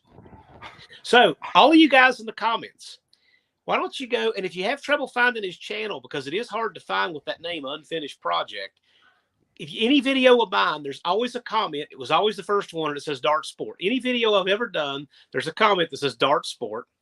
Go there, go to Unfinished Project's channel and ask him, hey, when are you going to get on camera for a video? Listen, unfinished project. I can relate to not wanting to be on camera. Right. I listen to me, bro. Listen to me. I hate being on camera. You have no idea, right? Oh yeah. I dread it, but You it's know what? I it's don't what I want to be on do. camera. It's what I do. So it's just you just got to go with it. You know what I'm saying? Get yourself on camera. Just you'll get used to it. You'll get used to it. I could not care less about being on camera. I really don't. But it comes with it. And if you're going to share your content, people have to be having a conversation with you. It just comes with it, and I've come to accept that. But believe me, I don't make videos because I want people to look at me. It's like the last thing I care about. I'm just looking at the comments over here, guys. I'm Yes. sorry. I'm sorry if I've been ignoring anybody. These glasses, I can't see. Like, oh God. I've been having trouble with comments too because I've moved to my backup camera, which is my phone, and that has made it very hard to keep tabs on the comments. So I'm watching them now, but I apologize for that. But we've still had a great and lively live. So thank you guys for joining us. I really appreciate it. Yeah, if I take this off, so D Scaglione, he says, has Av, you know the Av channel, don't you, Tony? The guy that does like broken bolts and stuff, Av. Has he ever been on camera? No, he and Lockpicking Lawyer are probably the only two people on YouTube who can get away with that. Luner's asking, what was the inspiration for starting the No Name Nationals event? Well, there was a need for it. There's a whole lot of people that wanted to have a get-together. Maybe we should rent a track. There's probably 100 people talking about it, nobody actually doing it. So I said, you know, I don't believe in complaining about anything. I'm not willing to be part of the solution. So I did it. And this is our national event. I see Mr. Will. Hey, Mr. Will. Hey, Blake, you think I missed some super chats? If I did, because I'm on my backup camera, if you don't mind, if you could like repost them or if you can see them, I would appreciate that. Because I think I did miss one earlier. And I'm very sorry if I did. I'm trying to make lemonade from lemons here with my camera situation. But I think it's been a great live. I've had a lot of fun. I've enjoyed it a lot. Mr. Will was just asking how many road runners I've had. I couldn't tell you, man. Probably 50 over. Wow. But you got to remember, I'm old. So back in those days, they were a dime a dozen. Nobody wanted them. They were, you know what I mean? You could buy a complete running, driving 3-3 4-speed car for like $500, $800. Nobody wanted the damn things. The junkyards were full of them. During the late 70s, people they would run out of gas and take the plates off of them and just leave them on the side of the road. And people can't understand that today. Like, it's like, oh my God, it's such a valuable car. They weren't a valuable car then. They were just a beat up old Plymouth, you know, and people would take the plates off of them and walk away from them. So I can't tell you how many. I don't know. Okay, so on Road Runners, what you have? You have 68 to 80 technically, and 68 to 75 would be the RM. Yes. When it was actually a car. Yes. So which years of Road Runners have you not owned?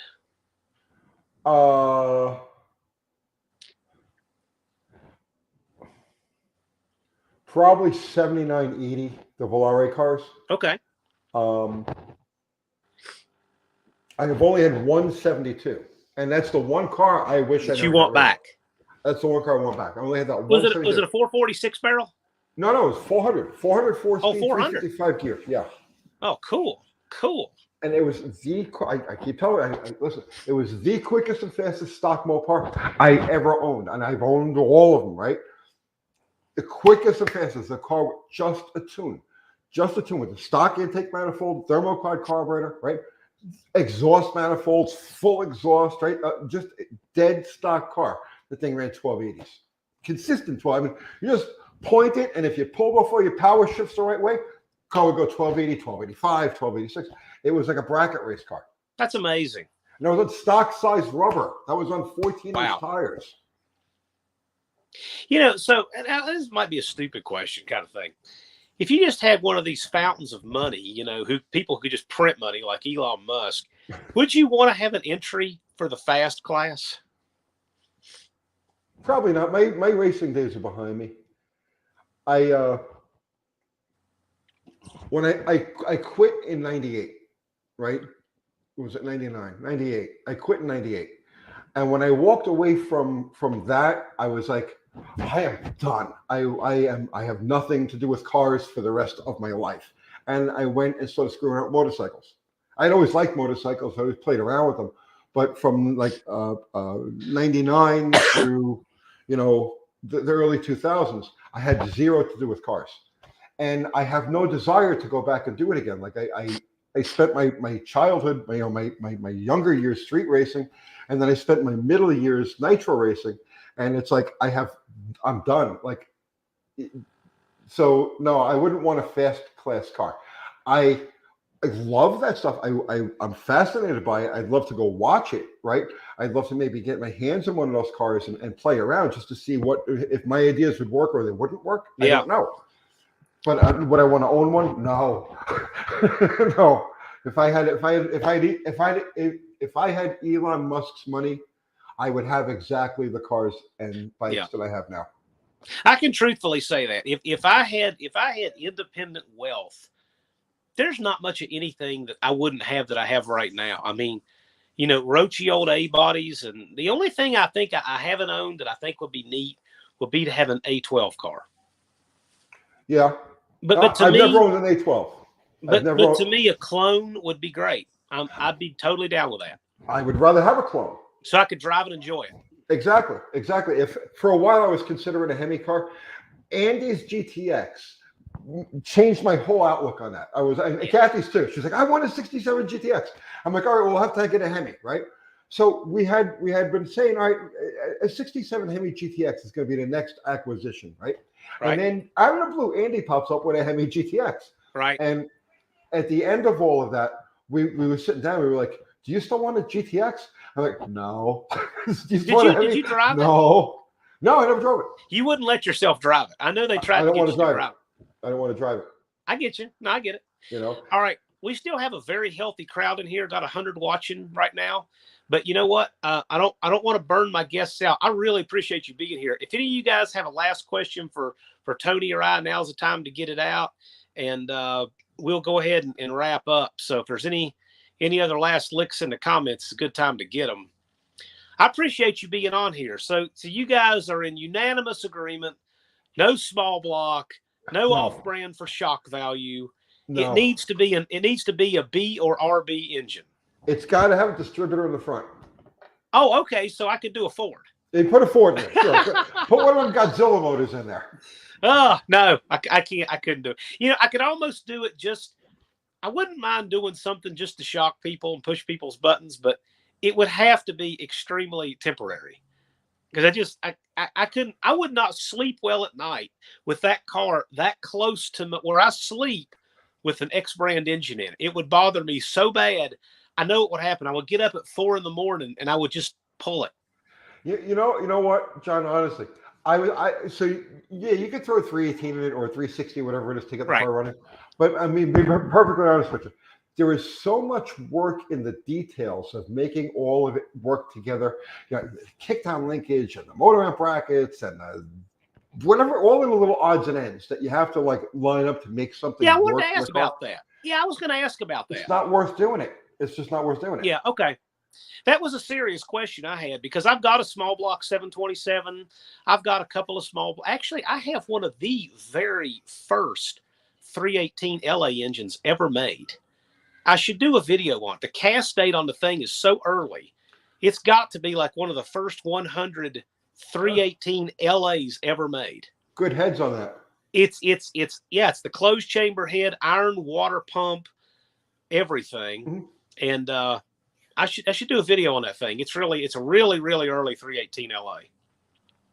But I was going to ask about that, making your kickdowns work and all that. And how about the motor mount brackets? And well, this is what I'm saying. All of that's going to be different, big block to small block. Yeah. So by the time you're done rounding up all of the bits and pieces, your exhaust system's going to be different. All of that's going to. By the time you're done rounding it all up, it's like even just the routing. The wiring is different. The hot wire to the coil is going to be in the back on a small block, front in a big block. By the time you're done doing all that stuff, you're going to be so burned out, you're not going to want to put a big block in it. Yeah. You're going to be so invested in doing this, just because you've got it laying around. What's that? There's a saying: don't make a screwdriver out of wood just because you've got wood on hand. Right? So it's like, that's a good point. You know what I'm talking about. Yeah, Put a big block in it. If you want, I got that 361. Just throw it in there and drive the car. And then when you're done with it, give it back to me. If Tony and I collaborate on a power plant for this, you guys will all see it. I'm sure you'll see some of it on both of our channels somehow or another. Or come on, I got a couple of 383. Actually, you know what? I'll tell you what. In my shed, I have a 1969 383 HP block that looks like it'll clean up like a 10 overbore. Right? It's a Road Runner engine. I think it's got a Road Runner VIN stamp on it. Oh wow! Yeah, take that. It's just sitting in my shed, getting rusty.